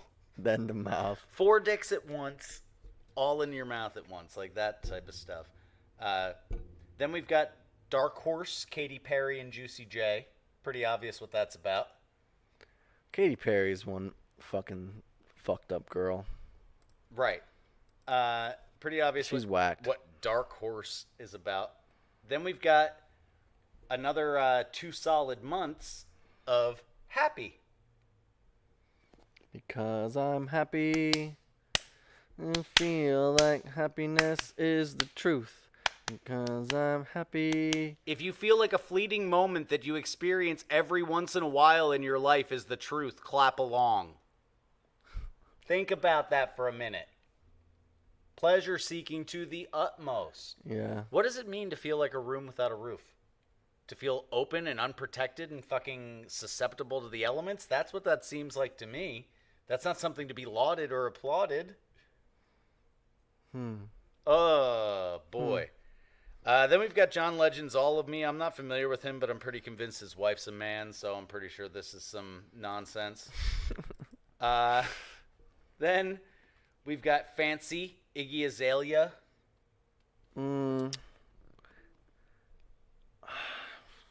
It's not, Materialist trash. yeah. This is not ringing a bell, but that's good for me. Then we've I'm got, glad I don't remember that one. We've got Why You Gotta Be So Rude. Don't you know I'm human too? That one's a very Why you gotta earwormy be song. so rude? I'm gonna marry her anyway. Yeah. Marry that girl. Marry Now her at least anyway. he wants to marry him. At least he wants to marry the At chick. least he wants to make an honest woman out of her. Yeah, that one's not as bad as Then we some. got Tay Tay, Shake It Off. Shake It Off. Berks County's own Tay Tay. Oh, okay. Haters gonna shake, back. Sounds like a fucking clucking chicken, that song. I can't fucking... You know. Don't worry what people say about you if they're criticizing you. It's just because they're haters, not because they love you and they want you to make better choices. If it doesn't feel good, don't listen to it. Just shake it off. Then we got All About That Bass for 2 solid months. The ironic thing about that song is that if she really was all about that bass, her voice wouldn't have been on the track. True. True. Tay Tay comes back with Shake It Off again. Then Blank Space. Shake It Off came back. Shake It Off came back. I don't know what blank space is. I don't know what Blank Space is either, but it's probably about like you left and now there's a blank space in my heart type shit. Just by the title. Yeah, she's famous for just writing songs about fucking boys. In 2014, yeah, she was still writing songs about boys. Yeah. Now we've got Right Now. Jump forward 5 years to Right Now. Oh, nice. The number 1 song, Old Town Road. Take my horse to the old town road. I'm gonna ride till I can't no more. I'm gonna take my horse to the old town road. I'm gonna ride till I can't no more. It's nonsense. Horses in the back. Okay, something. Nonsense something. that I think may vaguely have something to do with a whorehouse. Ride till I can't. I don't know. Did you see this thing where like, it's all over the thing where like So he's supposedly a known troll. Yeah. He likes to fuck with people. His whole persona is like this. Is why this song was a joke. It is a joke and it just blew up, supposedly. Um, and now he says he's gay. He said that on Twitter, and he said, I thought I made it obvious because, like, on the album cover, he's standing on his horse over a city, and the city's all lit up. There's all these skyscrapers, and one of the buildings is rainbow colored. I thought I made it obvious. So now, like, all the media picked it up, and, like, I was on Reddit, like, yesterday or something like that, and it was, like, one of the most upvoted front page. It was, like, 50,000 upvotes for, this dude comes out as gay. And it's like, knowing his persona, and he said, and he also posted on Twitter, like, that same day or the next day saying, just because I'm gay, don't mean I'm not straight, too. So Lil Nas X is the Black Copper Cab. Is that what's happening? Is Lil Nas X the Black Copper Cab? Copper Cab's a deep troll. I don't know, dude. But that's what, he's got mad commitment. But if you were gonna troll people with a come out story, like, is there a city you could take a skyline picture of at night now where there wouldn't be a building lit up like a rainbow? Yeah. Right? Yeah, you're about right there. I thought I made it obvious that I took a picture that looks like any other city in the country right now. Yeah. You know, that's a great way to troll. Mm-hmm. That's a great troll. Yeah, so I don't know what the truth is there, but... Then there's the Taylor Swift song, You Need to Calm Down, the one that portrays everybody that's ever voted Republican as a toothless, drunk, wife-beating redneck. Yeah, I haven't listened to the song. Then there's Pass. Billie Eilish's Bad Guy. Oh, yeah. Where she refers to herself as the seduce your dad type. Yeah, she's trying to fuck your dad. She's trying to fuck your dad. She's a real cool chick. It seems like a lot of young girls look up to her. Yeah, you know, I like the Billie Eilish makes music for girls who think they could murder somebody, but really they're afraid to ask for more ketchup. Yeah. You know, I think it's a bad. I don't think she's a good influence. No, I hope she doesn't fuck my dad. The one thing that I do appreciate about Billie Eilish is that she, like, covers herself up. Yeah. She's like one of the few teen girl music sensations we've seen in our lifetime. Well, she's covering herself up, but the thing is, like, they're uncovering themselves on the internet as well. That's true. Like, they're still like heavily entrenched in slut culture. Yeah. Which is like, they dress modestly, but that doesn't mean anything because they're posting their nudes on R Gone Wild. Right. Or X, Y, and Z because it's freeing to be fucked. Or just to be wanted in that way, you know. Yep. Slut culture. Yep. So now let's see the number 4 song in the country right now. I've never heard. Talk from Khalid. That's it's DJ Khaled, but I don't know. Is that not DJ Khaled? No, it's not DJ Khaled. Some other guy called Khaled? Yeah, it's not Khaled, it's Khalid. Oh, I don't know this one. Then it's I Don't Care from Ed Sheeran and Justin Bieber. Which I'm sure is fucking nonsense. Yeah, probably it's called I Don't Care. If Ed Sheeran's involved. Then the Jonas Brothers. Oh, they're back, huh? Still doing it. Then Money in the Grave. Drake featuring Rick Ross, so Materialist Garbage. Then Post Malone's Wow. Malone's a fucking degenerate. He seems like a very nice guy. Clearly had, like, a pretty nice upbringing. Used the opportunities handed to him to learn to become good at music. He's a multi-instrumentalist. He's a smart dude, but he's a pure fucking degenerate, and he's throwing his life away. If Post Malone's bank account looked like my bank account, Post Malone would be an ultimate omega. That dude has no place in society. Yeah. No place in society. Like, grimy motherfuckers make posts about how stinky he is. And, like, how he never bathes himself and how he's always high and always on, like, that dude has no place in society without money. Right.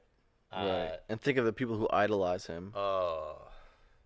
So many idolize him. But that theme runs through a lot of these people.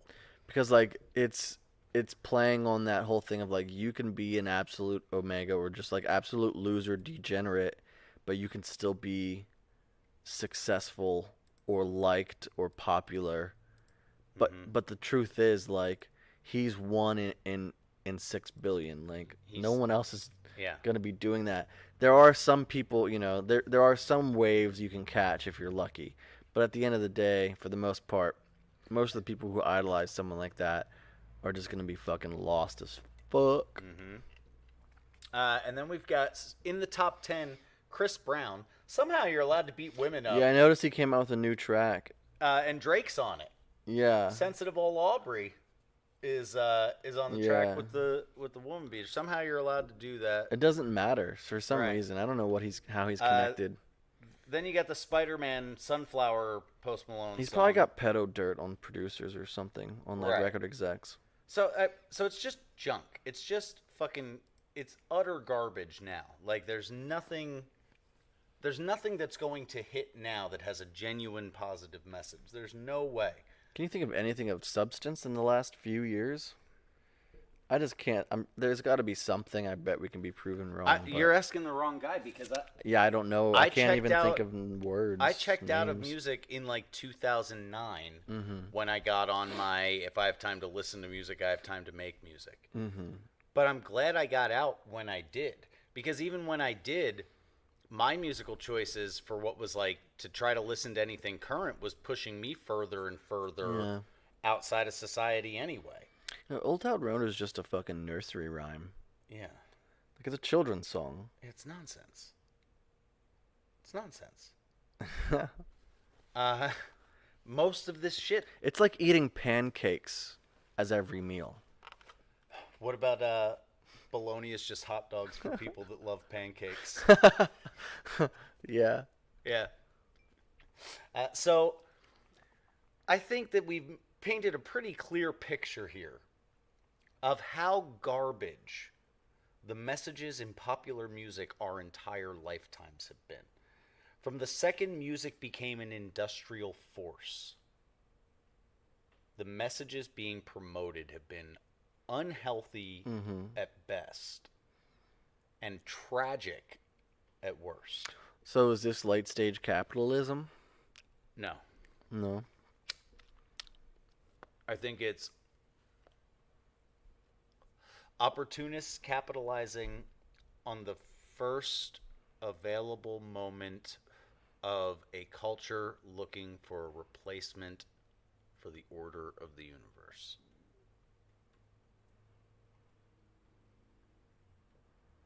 After World War II, the majority of the planet and all of the Western world in general was left with a giant God-shaped hole in its heart. A lot of people lost faith in seeing that happen. Mm-hmm. A lot of people lost faith, and a lot of people came back asking those questions of like, how could God let this happen? But God wasn't down there pulling triggers. God wasn't in those planes dropping bombs. Men were. God didn't let that happen. Men decided they wanted to do it, and God gave men free will. Fair enough. Just following orders, sir. So it's a lot to deal with. I couldn't I wouldn't want to put myself in the shoes of any of those men that came home after seeing what they saw and trying to just acclimate to life in sane society again after that, especially with how relatively orderly of a society we had at that time. It's like a Pandora's box was open because, we hear a lot of stories of like successful men who came back from that war and like who then successfully had families. They went on to have careers, be prosperous, create inventions, all kinds of amazing things. But there were many who I think may not be talked about, but some of the things they saw and like what they felt now was the reality of life. It almost gave them the okay to start instilling these kinds of messages into music and into money and into, property and all these things that just didn't exist before. Well, The fucking the slaughter, the wholesale slaughter of human life on an unprecedented level because it was it was at the push of a button now. Mm-hmm. You no longer had to slash someone with a sword Mm-hmm. or burn them alive with like, by setting them on fire. You could drop it from the sky. You could do it from, from meters away Yeah. just by pulling a trigger. Uh, So, well, that's a rubber meets the road type moment, mhm. right? And it kind of creates, you don't have many options in that moment. You either see what's going on and you veer somewhere in the direction of evil is real, so God must be too, and I need to get my house in order. And I think that's how you got the motivated men that came back. Mhm. And then you have the despair mindset of evil is real and God doesn't do anything about it. Mm. Yeah. Um, but evil has to ask God to try to operate, and you have free will, so God says yes, and leaves it up to you to avoid temptation.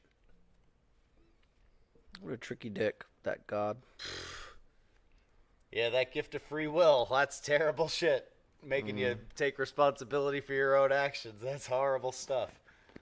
Man, how could he have done that one to us? You know, so I think that it was opportunists taking advantage of a manipulatable market who, people, the companies that controlled the radio airwaves became the companies that controlled the television airwaves, became the companies that controlled the internet, you know? Yeah. So an opportunity to replace that God-sized hole in your heart with fruitless relationships and materialism.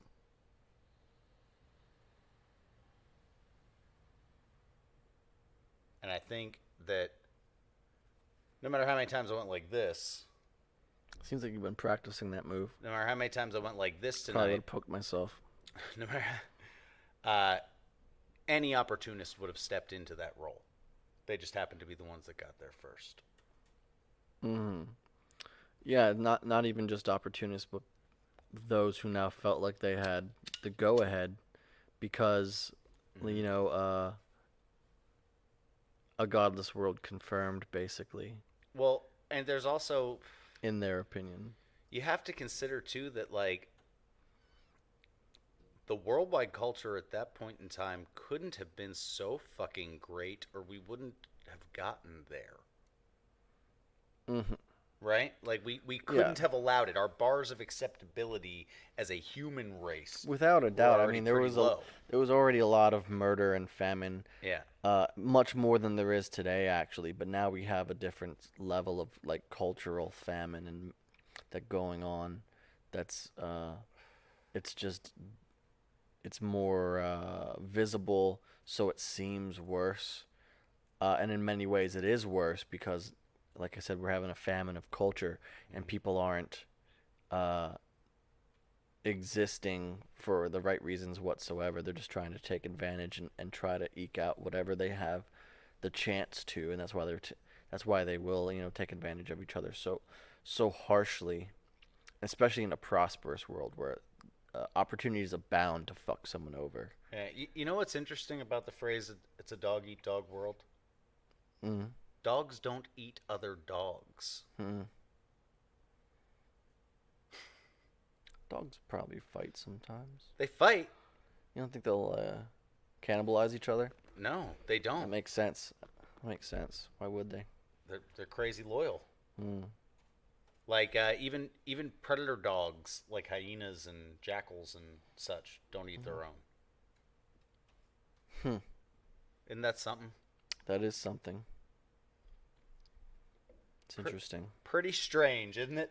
Uh, so I think, you know, last episode, we flat out asked people to like just stop consuming popular media, and here we gave a bunch of reasons why to stop consuming popular media, and this ties back in. That message ties back in to the message of the first two episodes of localizing your concerns.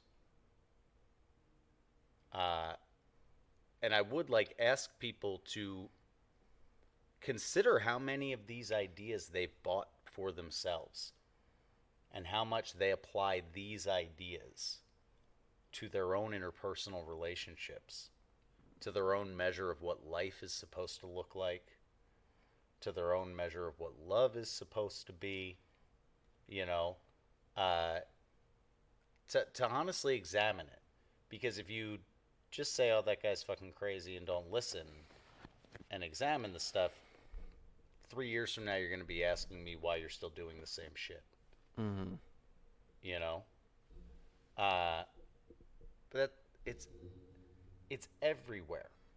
We went through like 200 fucking songs, and we had Michael Row Your Boat Ashore, My Girl, and I Just Called to Say I Love You, and I Swear. We had 4 wholesome tunes.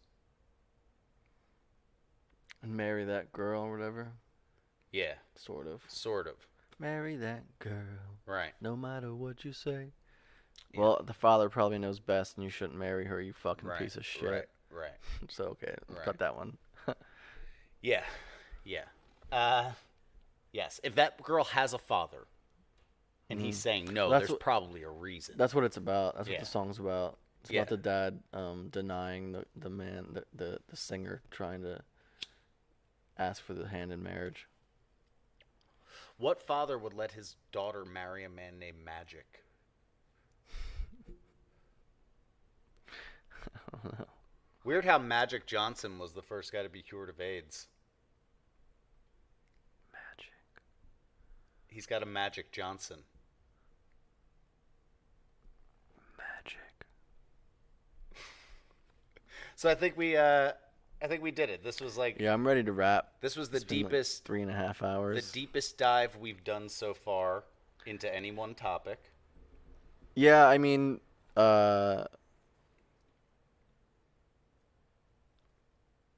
we used a lot of examples, and that was pretty cool. I, of course, wasn't sure what was going to happen until it happened, so I didn't have too much room for conversation, and we had a lot to get through, and even with, we didn't have as much just runaway conversation that we might usually have, and it still took 3.5 hours. So it was long just going through the list, but it definitely illustrated a point of there's a clear downward slope to media in general. Yeah. To all popular media is just downward slope, and So it's fucking apparent. So that brings me to the idea for next episode, Okay. which is our lowered bars of cultural acceptability. Well, that'll be easy. That'll be pretty darn easy, considering we already live in a world where, sodomites lecture us on morality and abortion is health care and all that kind of stuff. Yeah. It's pretty clear to see that we've got a pretty low bar of acceptability at this point in all ways. But you know what I like to refer to the low bar of acceptability as? Sandwich culture. Sounds good And to next me. episode, you'll find out why. So come back on Sunday. The second Sunday from now. It'll be the 14th. Today's the 1st. It'll be the 14th. Yeah. Sunday, July 14th. We'll come back with episode 5, Sandwich Culture. Thanks for hanging out. Catch you cool. Fuck. Catch you fucks later. You did it. Catch you cool cobras later. Catch you cool cobras later. This is not a sponsored ad by Gothic King Cobra JFS. This is just free advertising. Oh, this is our band. Check out our band, dude. Fire Company. Oh, yeah, that's our band. We're both wearing music shirts, and we're talking about music. We're actually both wearing shirts of bands we're in. This is a band I used to be in, and you're wearing a shirt of the band we're currently in. Shameless self-promotion during our shameless self-promotion, so check it out. Bye. See ya.